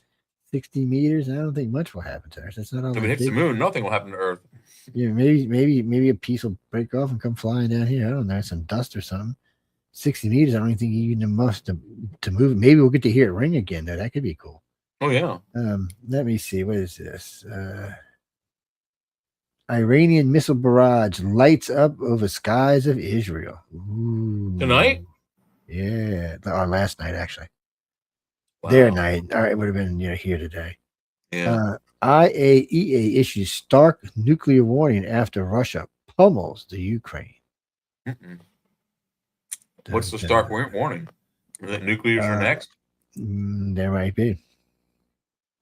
Everybody's thinking if Russia uses a tactical nuke on Kiev, it'll end the war. They'll surrender and the war will be over. And then since the war will be over, no one will actually want to get into a war with Russia. So they'll just sanction it out of existence. Kind of backwards thinking, isn't it? Yeah, well, you know, Russians aren't the brightest sometimes. Well, not Russians are good people. Just Putin's an idiot. Just Putin isn't. Yeah. Let's see. Venezuela forges. Oh wait, Venezuela forces engagement. America destroyer with an American destroyer. Who does? Iran? No, Venezuela. What? Yeah. So I was watching this, and the guy shouldn't be fucking with this big boat. His boat could have just ran him over. He didn't have to shoot him. Iran threatens massacre American Strait of Hormuz after seizing two ships. Ooh, they said it was American people on ships. What do they capture? Oil tankers? That's what I heard. Oil tankers. But they said they had American crews on board. I haven't been able to verify that. Were they full or were they empty? They didn't say.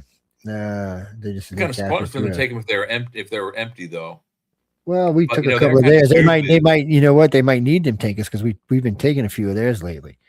That's what I was thinking. Maybe they took it not for so much the American hostages, but for the tanker itself. Yeah, they might need the tankers.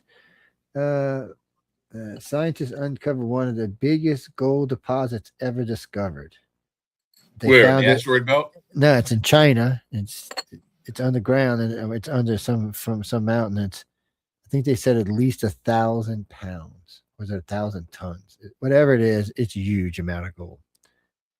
Wow. They said hundreds of billions of dollars. Well, at least it wasn't trillions.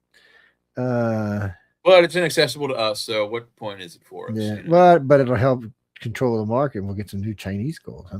Yeah. NASA's telescope spots unexpected activity on 3I Atlas as two aliens seem to be playing. What? You got to put that up. Oh, okay. I see what that was. It just says unexpected activity. It's not saying what it is. Somebody posted that it was two aliens playing badminton.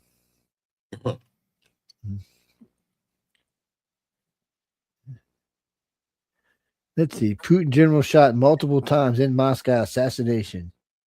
Bid with gunmen on the loose. That's not real, is it? Yeah, that's real. It actually happened. Today, Putin got shot. No, not Putin. It's general. Oh. Yeah, Putin got shot. They'd be bombing the shit out of somebody. Ukraine. Yeah, it would be the Ukraine. Yeah, probably, but this should disqualify Hillary Clinton forever. What's that? Serving the country again, veteran says. The Benghazi stuff. The Benghazi stuff and this other stuff with the Epstein thing. Missile technician reported a UFO landing. The Air Force came over and took all the evidence away. No, we were just getting those just stuff we had to go through. Yeah, man. You ain't never done that before? No, because I'm getting ready to go night. Because Jay's a slave master. I'm gonna do 2 shows tomorrow. I'll be like, oh man, yeah. No, tomorrow will be the Arthur's Quill. I'm not sure who's on head. Carmen hadn't sent me nothing yet. So, well, I know we're getting ready to get into the winners for this year, and or for book 42. This is they'll have given out more than 1,000 people now will have won these awards from Writers of the Future since it started, and it's book 42, which is the meaning of life and everything in it. That is from the Galaxy Quest, Hitchhiker's Guide from the Future. Hitchhiker's Guide to the Galaxy. To the Galaxy, sorry. Yeah. That's the answer when they built Deep Thought, whatever his name was. That was the answer he gave, 42. That was the meaning of everything in life. Everything. That was the meaning. You can watch the movie. It's stupid as hell. That movie is stupid. No, I would rather...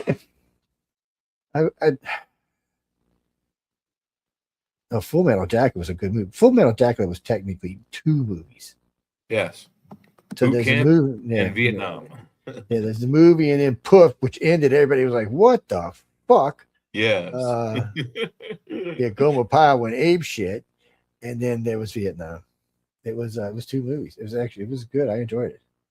Apocalypse Now was okay. I wouldn't, Well, and for the first, and very rarely, but I mean, not necessarily the first time, but very rarely, and ever did Kubrick ever have let this happen. The entire script of anything that R. Lee Ermey, the drill sergeant, spoke was spoken off the cuff.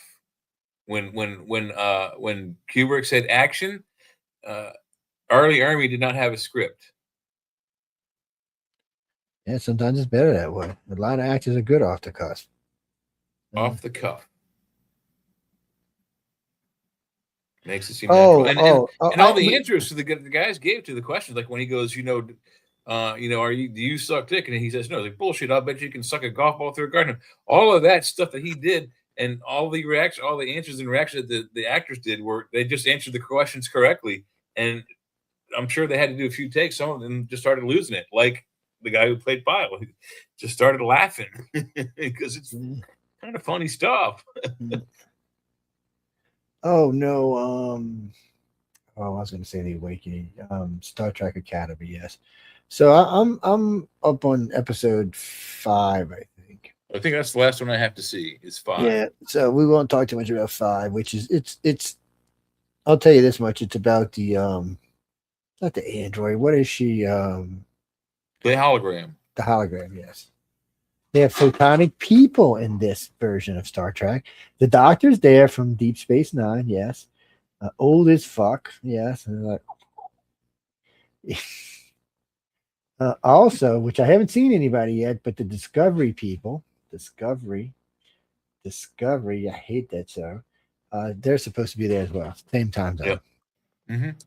It's right after the burn. It's right there. Well, Jack, they had to take. I'm sorry, not Jack. Don, they had to take Discovery to the future because the show sucked.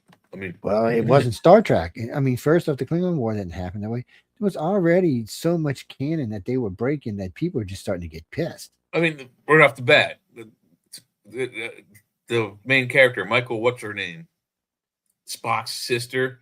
Yes. Come on. I mean, can you take a string and stretch it to the point where it pops?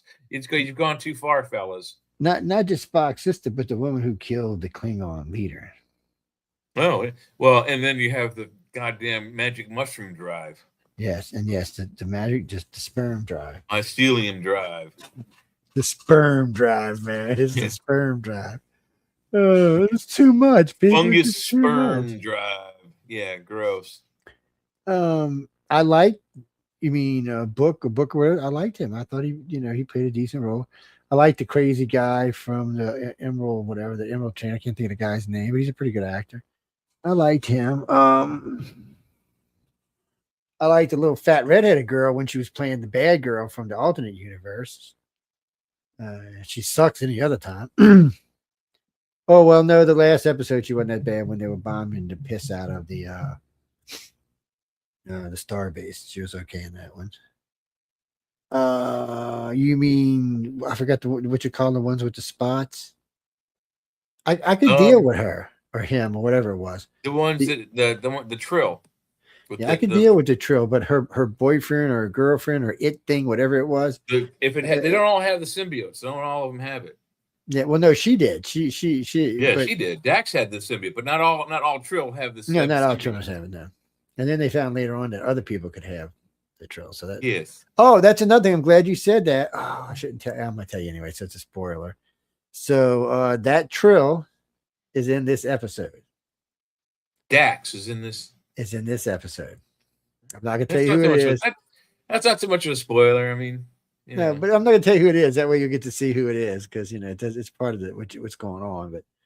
But yeah, I forgot all about that until you said that.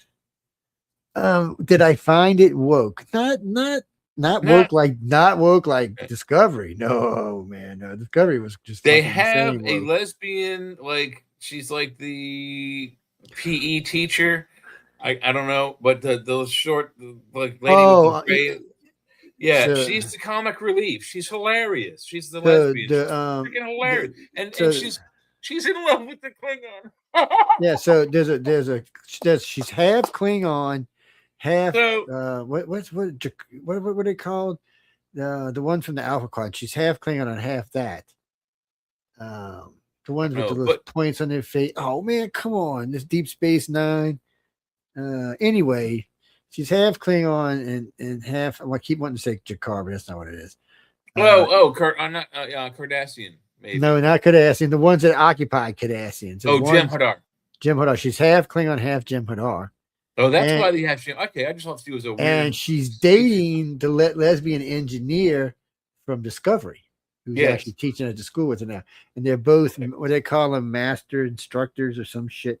Anyway, yes, the use of master. It's hilarious, but it's just two lesbians, and it's just so exaggerated. It's like the woke is a joke in Star Trek. It's not. A joke. It's just stupid. But the one with the short gray hair, she's hilarious. She is so funny. She's the comic relief. So you seen the one last week with the Klingon doing his lecture and all, right? Huh? You might be too behind. No, I didn't catch what you said. You have to say what you said. I didn't understand. I said, did you see the one last week with the Klingon? He was they were doing a lecture. There you go. Oh no, I did miss. Yeah, the young Klingon. Yeah. Doesn't he like kiss the white kid that's kind of a different alien? So he may be gay. I've never heard of a gay Klingon before, but that's I saw a picture of him kissing one of the other Starfleet Academy students. Yeah, because he was because they got the War College, and that's where the other guy's girlfriend's hanging out. The Beta's at. And so this is like the forming of a new empire, or I should say, a new Starfleet. It's a new franchise. They're 300 years in the future from Next Generation or something like that. And the whole original empire, or I keep calling it empire, the whole Federation. The Federation was destroyed by some weird alien thing. Had a way of making dilithium resonate, and when it got mad, it did. And when it resonated through the whole entire galaxy. And did anybody find it funny though that the person who pretty much caused the burn, her last name was Burnham? No, that's not who caused the burn. The one who caused burn was the guy from the number one on Discovery. But she was. I mean, she may not actually like set it up, but she was directly involved in that whole thing. Period. Is what I'm saying. So the burn happens, and her name is Burnham. You know what I mean? It just seemed kind of. They were definitely surprised, and that's where they find the engineer girl at, is on that damn planet. It's crashed there. Yeah, she I noticed actually she's a lesbian in real life, but she's funny as hell. But no, they're trying to stretch it out. So now in this one group of like 10 people, you're gonna have a lesbian couple, a gay couple, at least one straight couple, maybe some weird interracial. I wouldn't say interracial, maybe interracial. Hologram lesbian thing. I think it's going to happen. So you got see the workings of it. You got some weird things, but would there actually be that many gay people in the future? And how many other races would consider it to be normal? We don't know enough mentally and physically about that syndrome. Personally, I think it's an internal, whether it's chemical or mental or both or what, but I think it's a population control built into the, every species has it so they don't overpopulate a place and kill themselves. If we go to a point where we don't have to worry about population, I think, if that's the case, where gayness comes from is it's a mental trigger to slow population growth. If you don't have to slow population growth, then no, I wouldn't think you'd have any reason for gayness. Remember to send all emails to Jay, not to Joe. Okay, just send it to Jay. I'm not saying nothing. Don't send it to me. Michelle DeRoche would also accept those too. Yes, but what I'm just saying is, if what triggers people being gay is overpopulation, if you conquered overpopulation, then you probably would run out of the gay thing would probably stop. Well, I mean, I did when I did that show in NBC in San Francisco with the head of the gay coalition. That was a fun show, but there's a lot of science in this that people don't like to talk about. Because one of the first things that woman told me in the conversation is, "Well, we're born gay." I said, "No, you're not. That's not a true statement. You can be going with a disposition to be gay, but you're not gay until you choose to be gay. It's still a choice. At the very most, I'll give you, at the beginnings of life, all invertebrate mammal species, I'll say that again because it's kind of important. All invertebrate mammal species begin life in the womb as female. It is at some point in gestation that a hormone is added, testosterone, for example, when it changes from the sex female to the sex male. That is true of all species of mammals on this planet. Well, for us, it's weird because we don't really know male or female until we go through. I was going to say menopause. Sorry, guys. Our brains fried until we go through puberty, but that was too much. But the until actual then, sex you don't the have actual those sex- hormones. Your mentality of thinking sexually is maybe created by the environment. If but my your parents, gender sex is assigned at birth, at the point when those hormones are injected into the zygote, that's when you decide. That's when the body decides whether it's going to stay female or become male.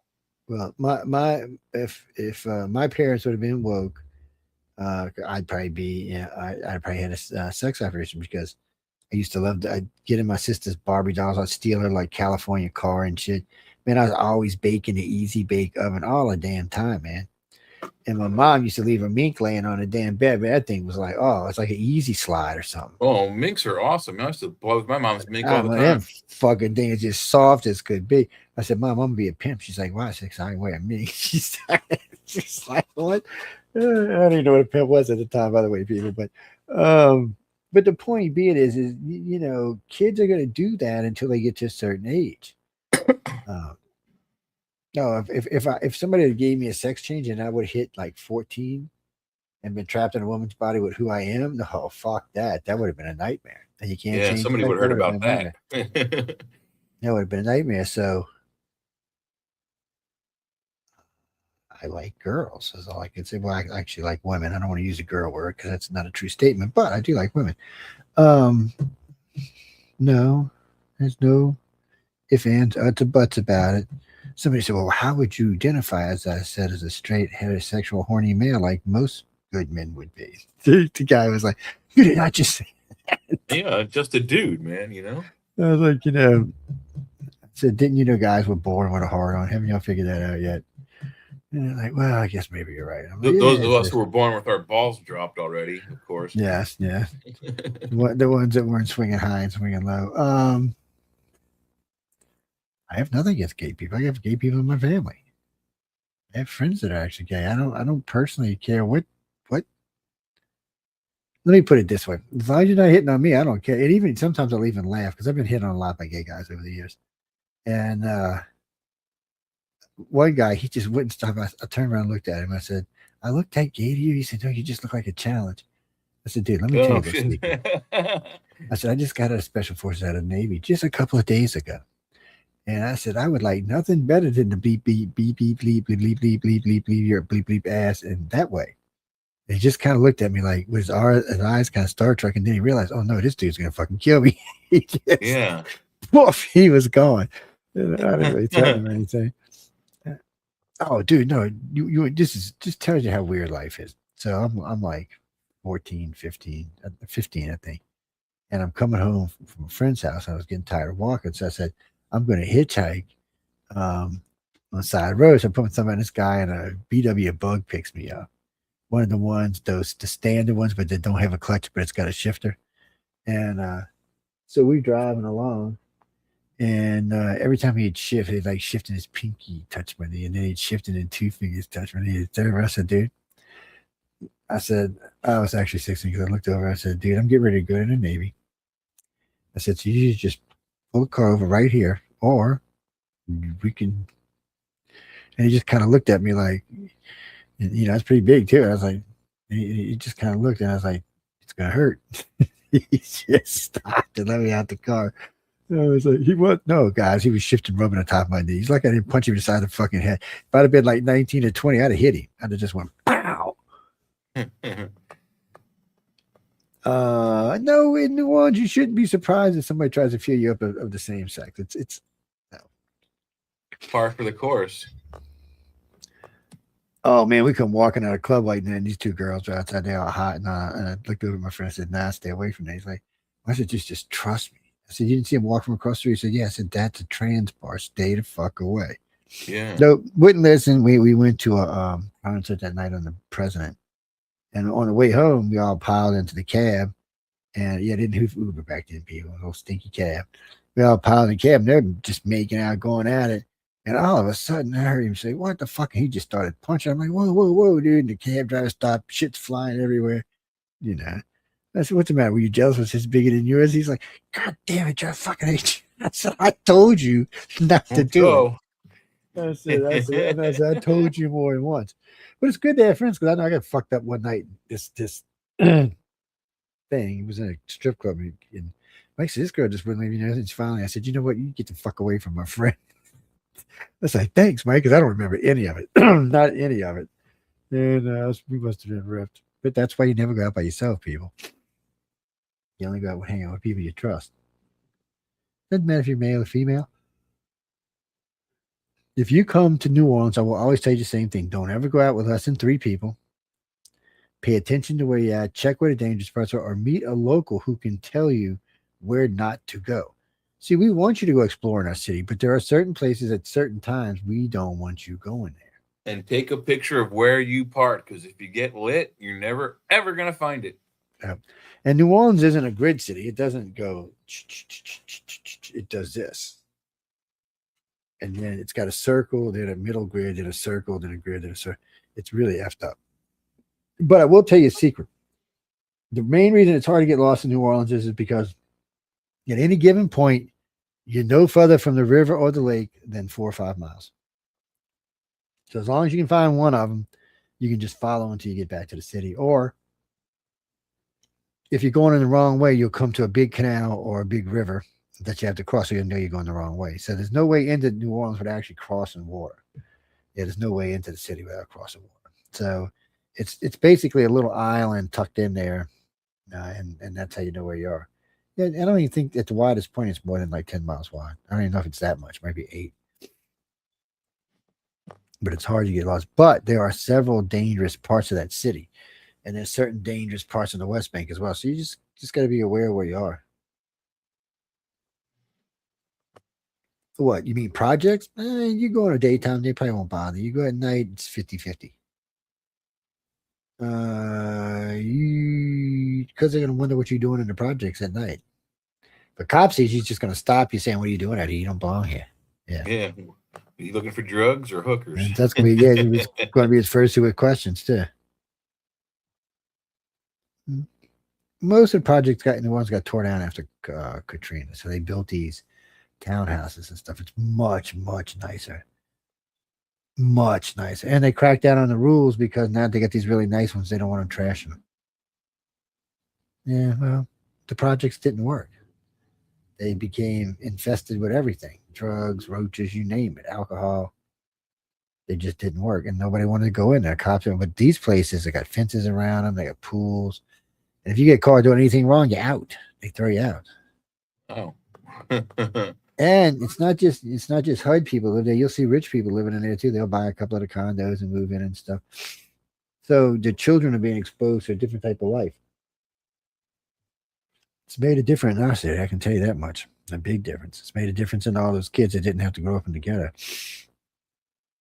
Like I said, New Orleans was a much more dangerous city than it is now. When Desire and Fish and Housing projects were still around, it was extreme. Shit, somebody got on top of one of the big buildings in Fishing one night and shot up one of the police toll booths going up the Mississippi River Bridge or whatever with some kind of rifle. They never did say, "Oh yeah, they were going door to door." Cops were beating people's ass all over the place. And then one cop got killed in the ghetto. I think they killed 6 people looking for who killed the guy. Wow. Yeah, New Orleans was a dangerous city back in the day. Today it's not as dangerous, but still be careful. Stay in the French Quarter, stay in downtown, stay in Marigny. Those are all places you can have fun, be a tourist, experience all kind of weird stuff, and probably not get killed. Don't put your money in your wallet either. It's 50-50. It's going to get picked. Yeah, me, I carry my wallet in my front pocket when I'm in the city. Yeah. Yeah, because they're deeper. And if you're going to reach that deep into my pocket, I'm going to be like, what are you looking for, buddy? Yeah, so yeah, it's not going to be pleasant. Mm-hmm. Mardi Gras is, I believe, the 17th. Yes. Oh, yes. What is that, 15 days or something? That's No, funny. That's when 10 St. days. Patrick's Day is too. Is the 17th. I think it's the 17th. Hey, Siri, what day is Mardi Gras? Shrove Tuesday is on Tuesday, February 17th, 2026. There you go. And Siri, it's Fat Tuesday, dumbass. It's yeah, it's pretty. There you go, people. 10 days to Mardi Gras. Generally, middle of February Mardi Gras tend to be a little on the chilly side. But when you get in a crowd, it doesn't really matter. It's like a big wave of heat. I've been out there with 8 degrees, and when you get in a crowd, you don't even know. Michael said the only difference is that the nipples are pointier. You're such a dumbass. I shouldn't even read that. He's probably not wrong, though. Not that way, he's probably not. You know, I don't think they give the free doubloons away for the Popeyes anymore. That was great, though. You used to be able to get a 2-piece dinner for a doubloon. Oh, yeah, I remember that. Yeah, I'd stack them bitches up, have them all year. Stop in and get a dinner. No, they knew how many they threw. They knew how many dinners they were going to be giving away. And when I talked to one of the guys who owned the place, that worked at the place, he said they get about half of the ones that they throw that people cash in. He said some of them get destroyed. People forget to get them. Some people think there's expiration date on it. The expiration date is the following Mardi Gras. So they're good till the next Mardi Gras when you can go catch some more. It used to be great. I mean, people used to catch them all the time.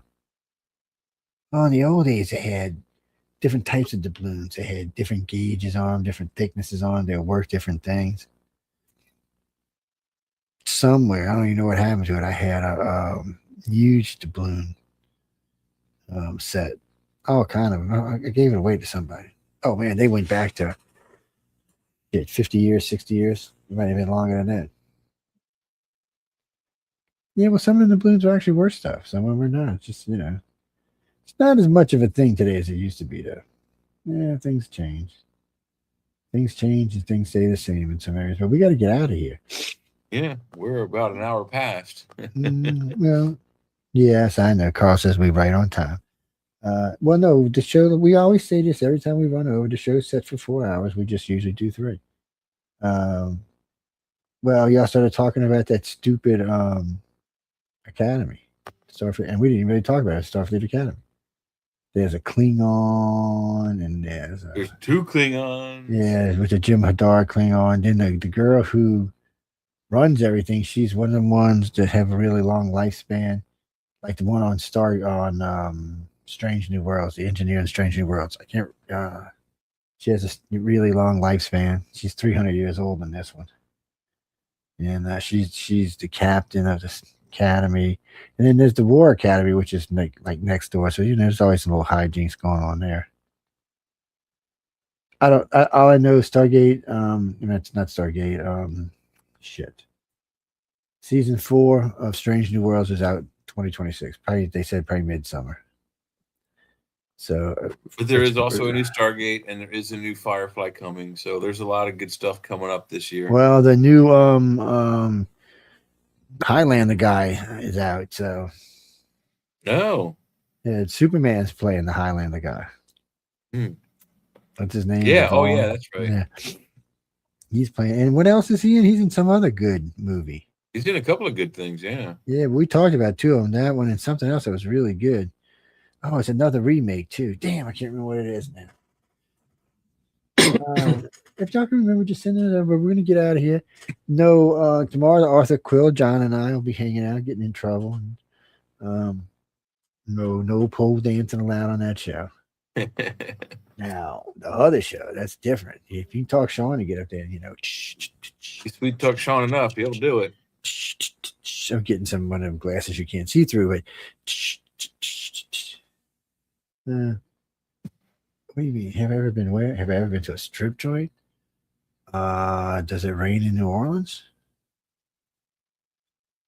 No, I would never go to a place like that. Come on.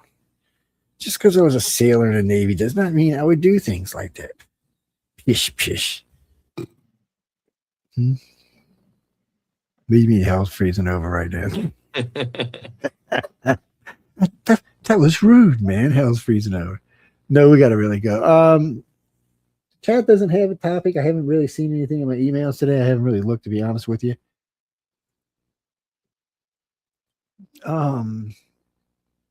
We might do a little Mardi Gras music and theme out some stuff for Mardi Gras, but no, more than likely. Oh, I don't think we're going to get that serious. You mean talking about Minneapolis and Minnesota? I mean, I wanted to talk about Tom earlier because, Tom went to Minneapolis and things changed instantly. He's like, fuck y'all. It's y'all's fault this happened. It's not ours. It's not ISIS's fault. It's your fault. You're the ones that are causing this problems. You're the one that's not obeying the law. It's not our fault. So it was nice to see him actually get out there and stand up for people. And then the thing of it is people are more scared of Tom than they are other people. Tom looks like he will snatch you up and lock you away in a dark hole, and you will never fucking see daylight again. He just looks like that kind of guy. Yeah, I remember what's her name on TV, the CBS host, what's her name, Caitlin, or she was gonna be tough with him. He started talking, and she was just like, "Yes, sir. Please don't hurt me, sir." He's that but you watch the videos afterwards. They had Tom Waltz and Homan had their meeting. Tim Waltz and Tom Homan or whatever. I guarantee you, they both men said that the meeting that they had together was pleasant and calm and yada yada, this and that and the other. Guarantee you, Homan lit into Tim Waltz and just tore his ass up. And he's still not humbled from it, and you can still see he still wants to rebel, but he knows if he doesn't start playing ball, he's going to get the worst end of that shit stick when that fraud. Trump told him something the other day because things started changing, and then you notice they've been having the local PD out there working now. It's working a little bit, but I mean, he still needs to watch his P's and Q's because if he's indicated in any of that Somali welfare fraud thing, his goose is cooked. He's going to jail. He'll die in jail. Oh yeah, his old lady be rich out getting her little young boyfriend and stuff. Yeah, Tim, I mean a little teenager, man. Yeah, 17, yeah, he's legal, but he's mine. Get out of here, Tim. That woman's nuts. She makes him look straight, normal. Yeah, and he's pretty fucked up. He's weird. I heard very strange dude. Yeah, it reminded me of a little midget the way she did like that. Yeah. No offense to midgets, but too short. Whatever you fucking call yourselves these days. Do I look like? Look at me. Do I look like I'm the kind of person who cares about that shit? You want me to call you short people? Shithead. I mean, what? Little people? I'm not calling you little people. That's an insult. Well, think of a good name, and I won't call you midget anymore. Yeah. Midget. No, we're going. Now, if you think of a good topic, you can email any of us, so you can just post it in the room or send it anyway. Well, if I get up early enough, I wrote down Power Talk about things. I'll try to get up early enough because we really need to reestablish that room for something else. No.